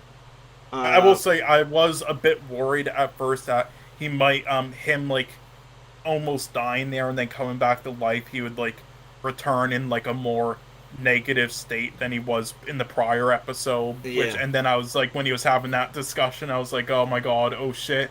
But I mean, I don't think they're gonna do that now. But yeah, I was a little worried there for a moment. Yeah, that would have been maybe interesting though as well. But yeah, because that's a big question I have. Be interesting, what they do there in just 3 episodes with like how they'll react and everything and what they'll do with so him. much happened, and I need Mhm. to speak about that. My favorite scene, I think, in the entire season was when the Crocs were speaking to the grandparents on the Whitmore behalf, when they basically said, let's put aside vengeance. Let's just move on. Let's just forgive the past, forget the past. Because if we keep going, if we keep doing stuff like that, we will just end up repeating the past and killing each other for the sake of it. Yeah, and there And would be it's no wrong. future for them. Yeah. Or they would die as well, like Cameron's father did. They probably thought about that. That would be his fate if they kept trying to do that shit. Yeah, that And was it love was that. Oh, so emotional. sorry. Keep talking. I need to step away for like 50 seconds or something, Okay. but keep talking. So it was emotional because not every villain or reformed people will have that kind of speech. Usually people don't think that much, and they don't want to find a solution. They don't want to fix what's wrong. But the Crocs, they really wanted to fix what went wrong. And I like the fact that they wanted to fix everything instead of making it worse. And yeah, we gotta respect these writers for thinking of a way to solve everything outside of just killing each other. Um, that was well thought, and it was grounded. It felt real. It felt like character that learned their lesson. So the Crocs, they did learn from their past, and it's crazy how the Crocs are the one telling the old people how they should change. Because sometimes the old people are the one with the wisdom, but not in this case. The young one have the wisdom. So I don't know if you're back. I guess you're not. Um, yeah. Um, we will wait until he comes back. Yeah, my bad, sorry. All good. But yeah, what I was basically saying is how the young ones have the wisdom instead of the old people, and how the writers were smart and clever. They gave a solution to an issue: forgiveness. And the grandfather, we could tell he was willing to follow that path. It's more the grandmother that didn't really want to forgive. But I really liked how the Crocs learned from their past and they wanted to move on. And the other side, the Nakans, the grandparents, they they they just cannot really move on. It was interesting, I think. Um, it added more layers to the Crocs. The Crocs are amazing characters, and rest in peace to the both of them, you know. And I will say this: Paula, the mother, uh, her trying her best to help out Barbara to defend herself was great. It was great. Yes, and them practicing. Yeah, well, both of them, going to each of them and like, trying to practice them and teach them their shit one last time before they like died. That was nice. Yeah, and And I think they're gonna use that. And like if there's a big climax fight with like that guy and the gorilla, whatever, which there will be. I think yeah, they'll both use what they were taught by them. yeah, and I will go further with this. The moment where Paula is basically saving Barbara from the grandmother was amazing. I liked so much that scene. They were like, "We can fight, but I don't want to." It was great. I liked that a lot. The backstory of the creature was great. I forgot the name of the creature. Um, also like the fact that Rick is all messed up and he sounds like a drug addict. Yeah. As I said, he is power hungry. So interesting. Again, will he die at the end? Like, what will happen with him? It's like now that because they were lingering with this the whole way through, where again his story arc is something that like needed another season to really like fully complete. So it's like, what will they? And like without rushing it, at least like they could like in like the two last episodes quickly write something up where they rush it and he like maybe like sacrifices himself or something after like realize I don't know, but like that better written though I would say like to the extent like the everything else is it's like it's gonna be I get they were backed in the corner. I sadly it sucked. It's like Jesus. Once the show has reached like peak levels, this is when they do this. But I don't know, whatever. But yeah, that was really interesting. It kind of reminded me of like some I don't know if you ever watched the show Lost. If not, it could be something we could review on. If you ever wanted to.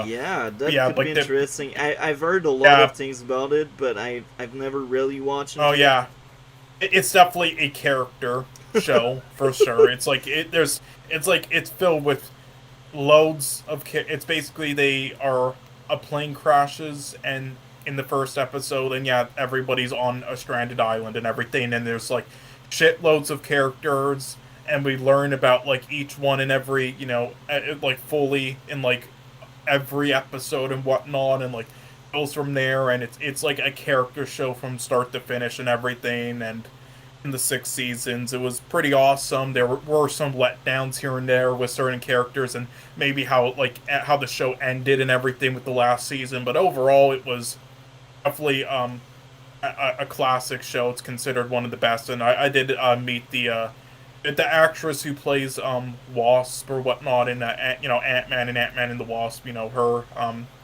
she was she was also in it as one of the main characters, and yeah, I got to meet her in real life. That was cool. Got her autograph, but yeah, it's definitely a show you might like. I Yeah, was just gonna say that the some of the character arcs in this, with like him like showing the effects, kind of like a drug addict, like that gives me flashbacks to like some of the character arcs in that show, especially with the one called Charlie. So she'll which was definitely one of my favorites. So in that yeah, show, so yeah, I really enjoyed that, like in how they utilized it and showed the effects, and also they showed it. Again, they're like just subtle cues that in each scene instead of just like doing it apparently. Like I know there are some films and shows that try to play around with some aspect like that with a character. Like I know there's this film by the list Brooklyn that Edward Norton directed where it's like his main character has Tourette's, but he only has the effects when like the scenes need it to be or when he wants to try to be funny, which is just unrealistic. If you have Tourette's, it's gonna happen at more random points as well. So yeah. it's like it's not gonna just happen like that conveniently. It's like it was just like unnatural and poorly done and lazy. But this was the opposite. It was well done. There's subtle cues you can notice, and then those scenes where it's like he's, as you said, really power hungry. It's just it was super well done. Yeah, and I think Cindy tracking down the creature was great. Cindy is very, very likable. Uh, she tried to redeem herself the best she can, and this tells us she was genuine. She really wanted to earn Courtney respect. She really wanted to become friend with Courtney in early stage in the season. She wasn't trying to manipulate Courtney. She wasn't lying all the time to Courtney. So Cindy is doing great job. I like that a lot. And the fact that Courtney is basically telling in the meeting that they will need every help they can to beat down the creature was very interesting because it's a season 2 throwback because it's another way to address forgiveness, moving on, like working end to end with your enemy to beat an enemy worse than you is always very interesting. Some people may say it's kid things. For that, I can agree, but it's well done, and I think the overall tone of the show is not really kid. Like even if that theme of friendship and forgiveness is feeling like a kid's team, I don't think this is a kids episode. You know what I mean? I think Oh yeah, for sure. I For think sure. it's very mature for something that is not really mature at its roots, at its foundation. Oh yeah, 100%. Another very funny episode. Lots of scenes that were funny. Oh yeah, I mean we got to. I mean, yeah, I guess we got to learn that they could do that power, which again, I don't know if that's the full capacity that they could do with the pen. I guess we'll never know, but they might have like learned other stuff with it in the same way we got to with F's like Mask. But is that her name right? Sorry, I'm kind of mixed with names. That's her name, right? Or is that another character? Thunderbolt. Yeah. The genie. So yeah. So yeah, but I mean, it always, seeing that though, I'm like, is there more we could have learned there in the season 4? But I guess we'll never know. So that's probably the full capacity. I guess sadly, it's like how we get no more Mr. Bones because life isn't fair. But anyway, yeah. But what did you think of the opening scene though with chatting again like that? Did you like that? Because I know Yeah. they had a scene like that in the last episode, of him like talking about incidents that happened with like his father and everything with his wife. So I was wondering, did you I was fine with did it. you like that? It's a throwback to make sure everyone understands, Mm-hmm. and I like that. I'm fine with it. This episode, I had no issue. I had no issue. This episode was a blast. There's nothing I can nitpick and say it's wrong or it's bad. No, that episode was just amazing. I also think Yeah. Courtney speaking with Cameron was very interesting. And Cameron not wanting to see her again felt real. And at some extent, she deserves it because she lied again. But I will say this: anybody in Courtney's shoes would also lie, because it's like her stepbrother that basically killed Cameron's father, and she knows Cameron will not kill her. But if she says, yeah, it's Mike, maybe she would place a target on Mike's back, and she doesn't really want that. This is why she basically lied there. So I fully understand that lie, and Cameron's choice not to see her again is also good because it it feels right. Both sides of the coin make sense. The writing of that scene makes sense. I liked that a lot. And I've seen some people saying she should have told the truth. Yes, but then you place a target on Mike's back, which is like basically her little brother. And that's not really heroic to do that. And this also reflects to one of the speeches in Gotham, where sometimes heroes need to do wrong thing to do good.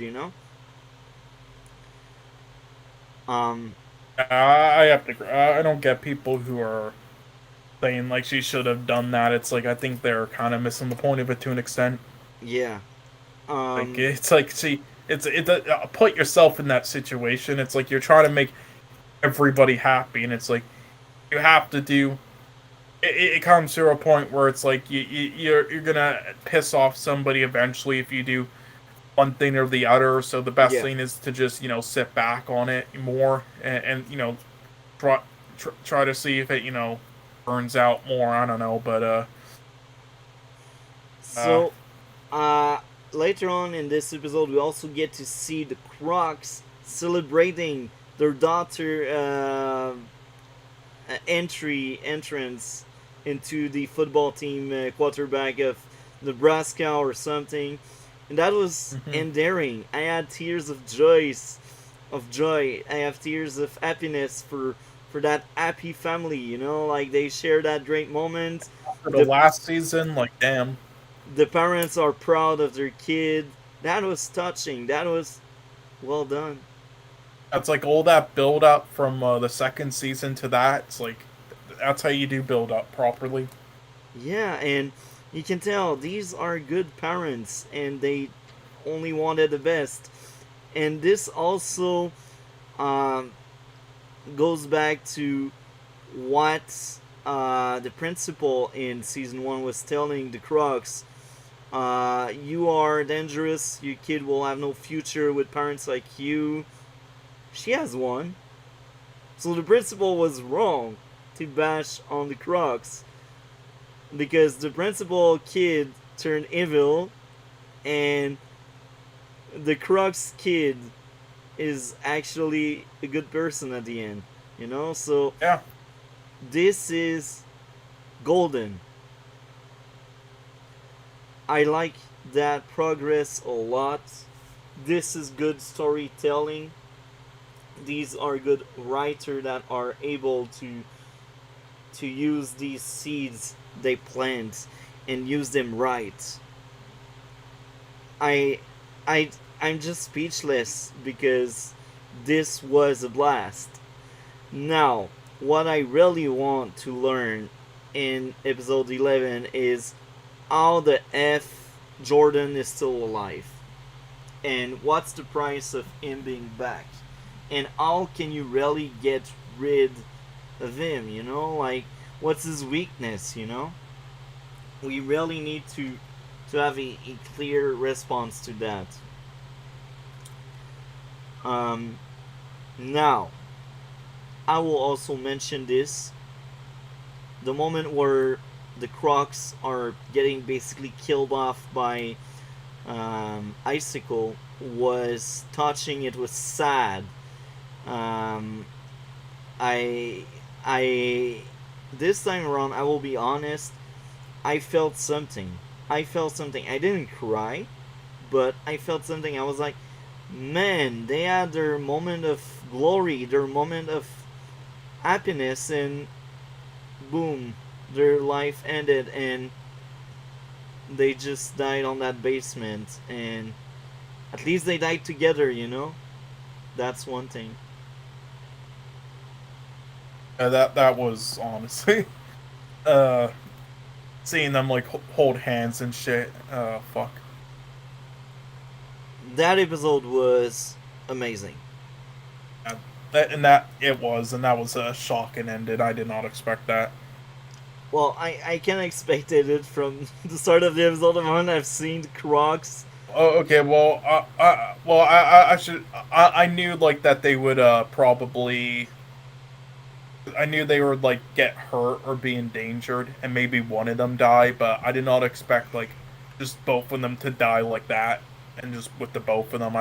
Yeah. Like when they found the sewer pipe and that, and after the discussion they had, and everything, and like the build up after hanging out with them and practicing again, and one last thing like. I had a feeling in the that something might be coming then a send off there, but yeah, I didn't expect it that way. That was totally shocking. Like, damn, but yeah, this was an amazing episode. Shit, I probably give it a. I didn't like it as much as the others, but I'd give it like a around a 9 or 9.5 out of 10. Definitely. I gave a 10. I have no issue. I cannot take away points like that. 10 out of 10. I think it's like my 5th one this season. This season is amazing. It's so good. They did the show right. They were able to build above a very strong foundation, and I'm having a blast. It's so sad to see it go. We only have 3 more episodes. Man, 3 more. Mm-hmm. So, that's funny because I've seen a theory there that the creature basically stole Sylvester's body. This is why we have a Sylvester with him with anger issue, and this is why he was brought back to life, and this is also why he didn't die while he was investigating. That's the theory I've seen out there. It's not mine. So I'm curious to see if Sylvester is really Sylvester. And Yeah, well, I didn't think he was the whole like when he was first teased. I didn't think he would be actually Sylvester, but I don't know. yeah, I'm I think he is. I just just with those issues now. I really thought like he wouldn't be though. this season, man, it's Yeah. one of the best season I've seen on TV. Um, it's one of the best. Any closing thought before we move to the news you were mentioning before? Yeah, right. I mean, again, it's just quick news. I mean, unless you have any knowledge on it. If you don't and you don't really do that stuff, then it's just more of just like, yeah, this is going on now. And there's one thing about it that would be at least interesting, so that's why I decided to bring it up. But otherwise, yeah, otherwise it would be shorter. But anyway, no, I don't. But the only thing is just, yeah, hopefully, I just hopefully they try their best with the finale. I know it's probably, unless there's some like dark magic going on, it's not going to be perfect. They're not going to like perfectly wrap it all up in proper pacing because of it being canceled like this. But Yeah. and and I don't know how long the episode is going to be. I don't know how long they gave them with like the runtime for it, but nonetheless, I just hope I hope it's at least on the level. If it's at least on the level of around like a 7.5, I'll be happy and be like, okay, it didn't. I'll say it didn't down the rest of the show at all. Well, the rest of the season, and Yeah. and it's understandable why it, has some issues and isn't that good. But yeah, and also when the 9 or 9.5 rating, yeah, I don't really have any issues at all. I just sometimes it's like when I give ratings, it's like it's not I don't give everything a 10, and it's not because there are some issues with everything. There are some that have no issues. It's just on that level. Some things are just like, for example, like there's many films that I think are just consistently a 6 out of 10, which is good in my books, just the whole way through. Nothing higher and nothing lower. Just good the whole way through with no flaws. So Yeah. yeah. So, Uh, what's the news? I'm curious. I'm not really up to date to okay. anything. Okay, so basically, I don't know if you want to. Are you a gamer much at all? First question. A little bit. Like, I prefer old game. I don't really like the current industry, like modern gaming and stuff. That's understandable. Like the AAA industry, like there's a lot of and mobile industry, like it's really scummy. Now, not all of it is, and there are great ones that come out each year. But overall, all I can understand. That's why I like indie games more. But nonetheless, okay. So basically, the game. Now, this isn't the most prestigious one, despite what people try to tell you the BAFTAs is, but nonetheless, this is one like everybody watches because it's for like game reveals and everything, and like the highest production. But anyway, this was just released basically, and yeah, since you don't really play newer games, you probably don't know like any of like the nominees really. But here's another link that shows the nominees. But yeah, this was basically released, and yeah, so I'll say like the Game of the Year nominees, and maybe you'll know them. But yeah, it's basically a Plague Tale Requiem, which played and thought was amazing.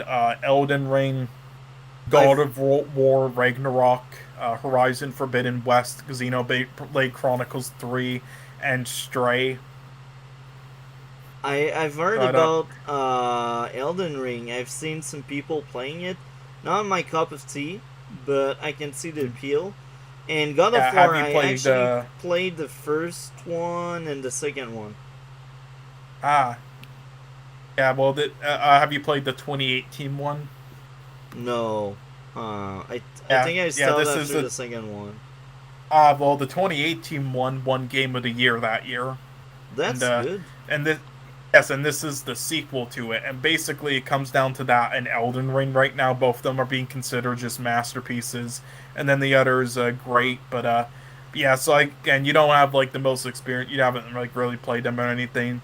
However, if you did, then I would could have discussed that more and like talked about for fun. But because of that, though, anyway, there is one thing, though, that's interesting that I wanted to, that might grab your attention. I want to discuss a little bit quickly. They introduced a new category. I'll send you the link to it straightforward, just to go Okay. look at it, called Best Adaptation. And it's for the best adaptation of of film or show media Sonic of a video 2. game. Yes, it has Sonic 2, Arcane, Cyberpunk Edgerunners, The Cuphead Show, and Uncharted on here. So I thought this was interesting, and I wanted to get your thoughts on it. Well, I like Sonic 2, to be honest. I liked Sonic 2 a lot. I played a few of the Sonic games, but I'm not really into the lore, so I don't know how faithful this is, but I will say this, I liked more the second one than the first one. The first one had more art in it, and it felt more like a movie of its own. The second one was much more action-packed and comedy-packed, I think. It was less heartfelt, but I was still very entertained. And I think the entertainment value is a bit higher with the second one, I think. Yeah. Yeah, I like both movies. And Arcane, I enjoyed Arcane. Not enough to rewatch, but I enjoyed Arcane. So I hope, well, one of these two wins. I really hope one of these two wins. Yeah, I mean, have you seen? Yeah, so you have not seen Cyberpunk Edgerunners. Cyberpunk never really talked to me much. I've heard about it. Oh yeah, it was one of the animated ones I read on that one from October 10th. I put it under the anime things there for you to watch eventually. But yeah, so yeah, I mean, I don't know if you saw Uncharted, but yeah, that was that was a terrible film. I don't know why it's here with the rest of these, but I guess they were, scraping the barrel to get 5 nominees, so they're just like, yeah, nominate this, I guess. But this is why I have not seen it. I only heard bad stuff about it, so I was like, oh no, I will not. I will say well, I will say, since you haven't played the games, I played Uncharted the first 3. I did not play the fourth one. Well, the fourth one, yeah, I mean, I would definitely get to that if you can, and then there's also the spin-off Uncharted, something, I forgot what it was called exactly, but I think my favorite was the second one because it had a lot of stealth aspect to it.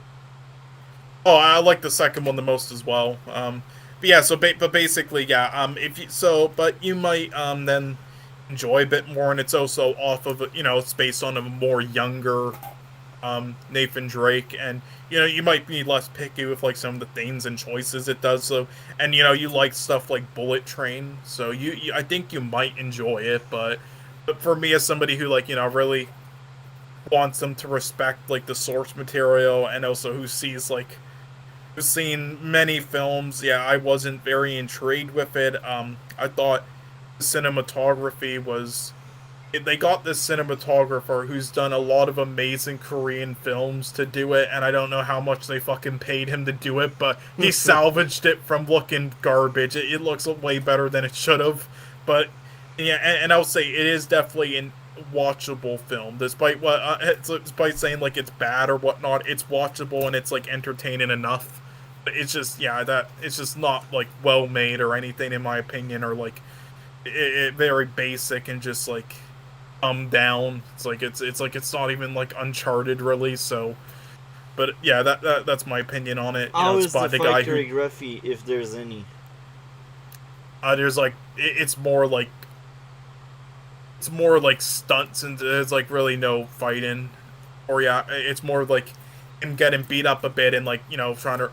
There's like a tiny bit, but overall it's more like shoot. It's more adventure action packed. Like yeah, basically, and then yeah. Most of the thing I liked about Bullet Train is the fight choreography, how creative the fight were, and each assassin had their own style. I like that a lot. Yeah. And I also like the music a lot. So yeah, based on what I've heard, you're the most positive one among the ones I heard.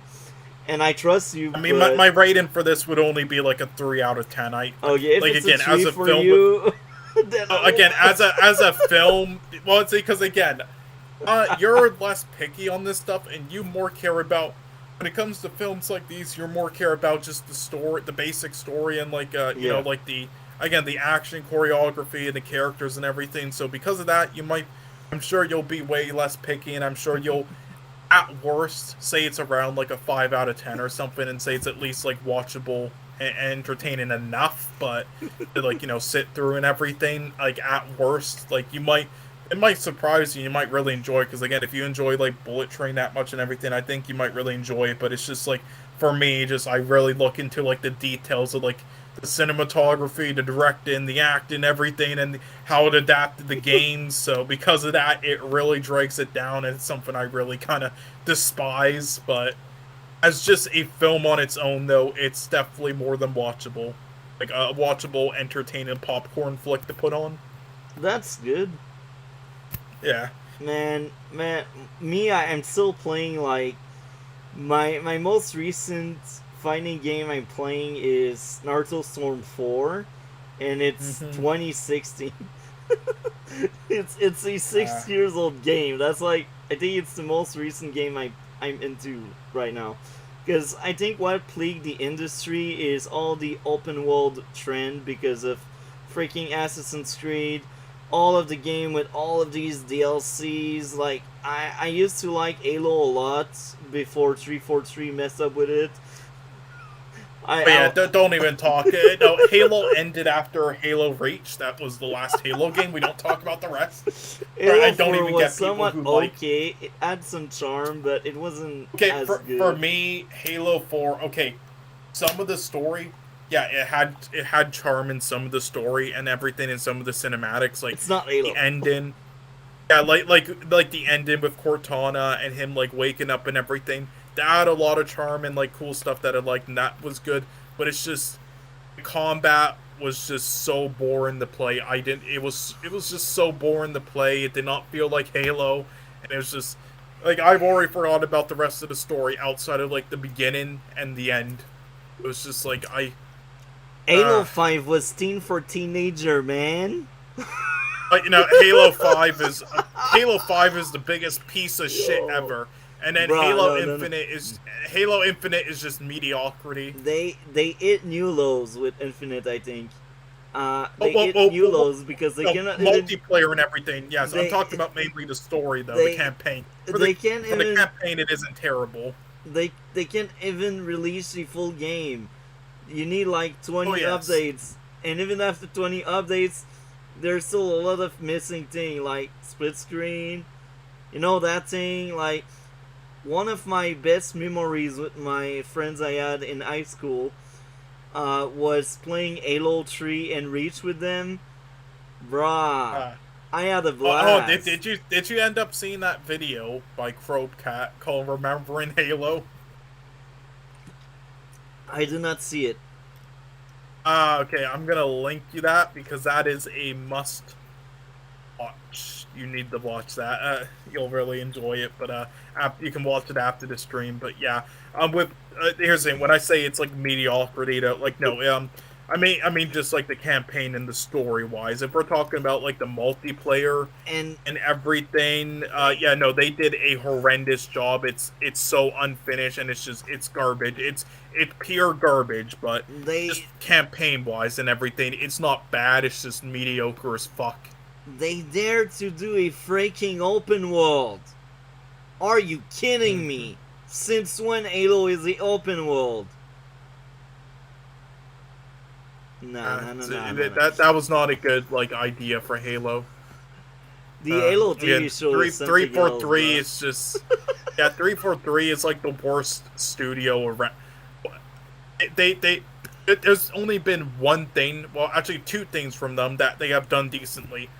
I don't know if you remember, I forgot what it's called, but that Halo over the top third person shooter game they made, it was like around the same time Halo 4. Halo was it Halo Legends? No, I don't think so. Halo 2014 game, nope, Halo 2013 game, maybe it was. Yeah, Spartan Assault. That was decent. and then they did a sequel to Halo Wars 2, and that was good. So when it comes to those games, they do a good job. But it's just the AAA shooter games, they're fucking horrendous. Oh my god. Oh yeah, but anyway, I just wanted to show you that because I thought that was interesting. Since we've seen like half of those, and then you're gonna eventually maybe get into the Cyberpunk Edge Runners thing eventually. So I just wanted to get your opinion on that. Yeah. I'm old school, man. My favorite games are the Splinter Cell games and the Advance Wars games, and these are franchises that are like 20 years old now.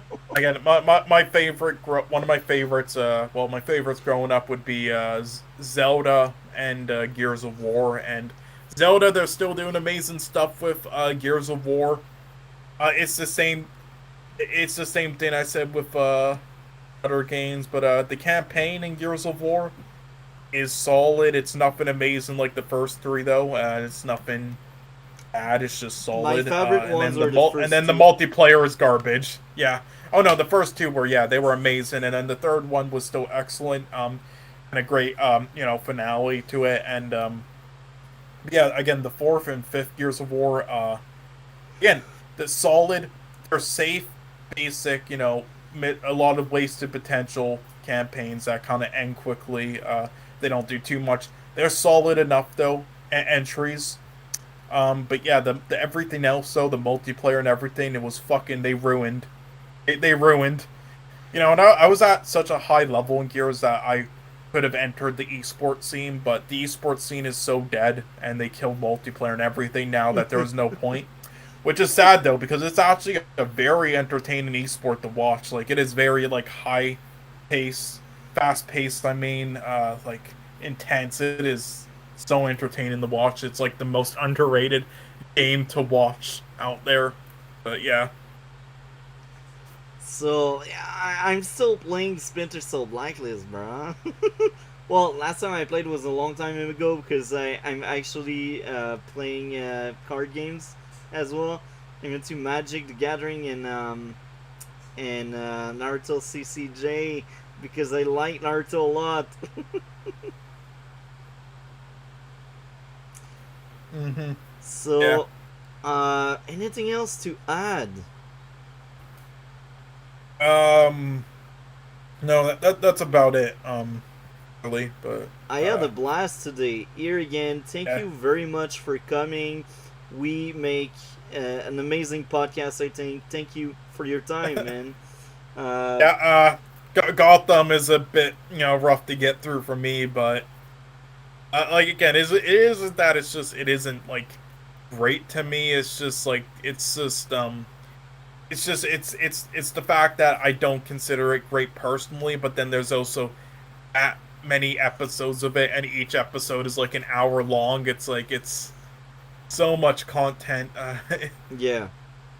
Well, but I will say this: season 4 is here again much better, but you didn't really like season 3. But hey, be assured, I like season 4 a lot, so maybe you will like more season 4. I heard it gets better, like either season 3 or season 4. Season 4, it feels like a Batman show. Without any spoiler there, it feels like a Batman show. That's when he I did see it in the recap video of the last episode. I didn't fully watch yet. With the mask he puts on, so yeah. So I can see it. Yeah. I would say, do they ever have like Clayface in this? Well, they Clayface. It's not the guy that switched faces. Yeah, it's like that or he was in season 2. At the end of season 2. Oh wait, was that? He took Gordon place. He took Jim place while Jim was tortured by Doctor Strange, and then Bullock at some point he realized Clayface took Gordon place. And right, it was. Oh my god, I had my memory on this. And Clayface also came back in season 3. He impersonated Penguin father. Yeah, my bad. Yeah, he was. Fucks. My bad. I am. I'll be honest. Uh, This is why he did not represent Clayface to me, so I forgot that he was even Clayface. That's what happened. Yeah, Okay. I really am a big fan of Clayface in the comics and the video games, and I was like, yeah, and even Golden Age Clayface, which is they obviously went for since they wouldn't have the budget to do, the one Clayface with the visual effects or CGI and everything, but I really was not into him, so or that, or he didn't represent Clayface to me, so I just forgot that he was even Clayface. He was Uh, funny. I think he was, uh, especially in season 2. In season 3, he was more of a plot device, but in season 2, he was funny. a little bit. I mean, I don't know. His face was melting. he, Yes, I he, guess, but he was speaking to Bullock, and he was like placing his hand on his face because his face was melting and he didn't want to show it. mm-hmm. Yeah, Gotham 4th season, very good. A few flaws here and there. It's no masterpiece, but it's still better than season 3, and I have only like 6 episodes missing, so I will probably finish that either tonight or tomorrow, and I will get going with season 5. Mm-hmm. Yeah, it's not Stargirl, but it's still good. It's better than She-Hulk. Anyway, I guess since you're going to sleep earlier, we will do that on Tuesday, right? Sorry, which film? What? Tuesdays, our podcast next Tuesday as Oh, well. oh yeah, yeah. Again, it depends, like daily. It's just like again, I'll let you know on like Mondays if I can do it on that day. If not, then Tuesdays. It all just depends on like what my sleep schedule will be. If my sleep schedule stays like this, and Okay, it's just let continues me with know if Tuesdays. there's a change Monday or Tuesday. I'm still available Yeah, both. on Sunday or Monday, I'll let you know every time before like it reaches that like hours before it reaches that time. Definitely. Okay, Yeah, just to also copy and also this was I believe the video I wanted to share with you. It was yeah, I link it right here. Yeah, definitely watch this after the stream. I don't know if you ended it just now, but it's not ended yet, but perfect. I yeah, yeah, will.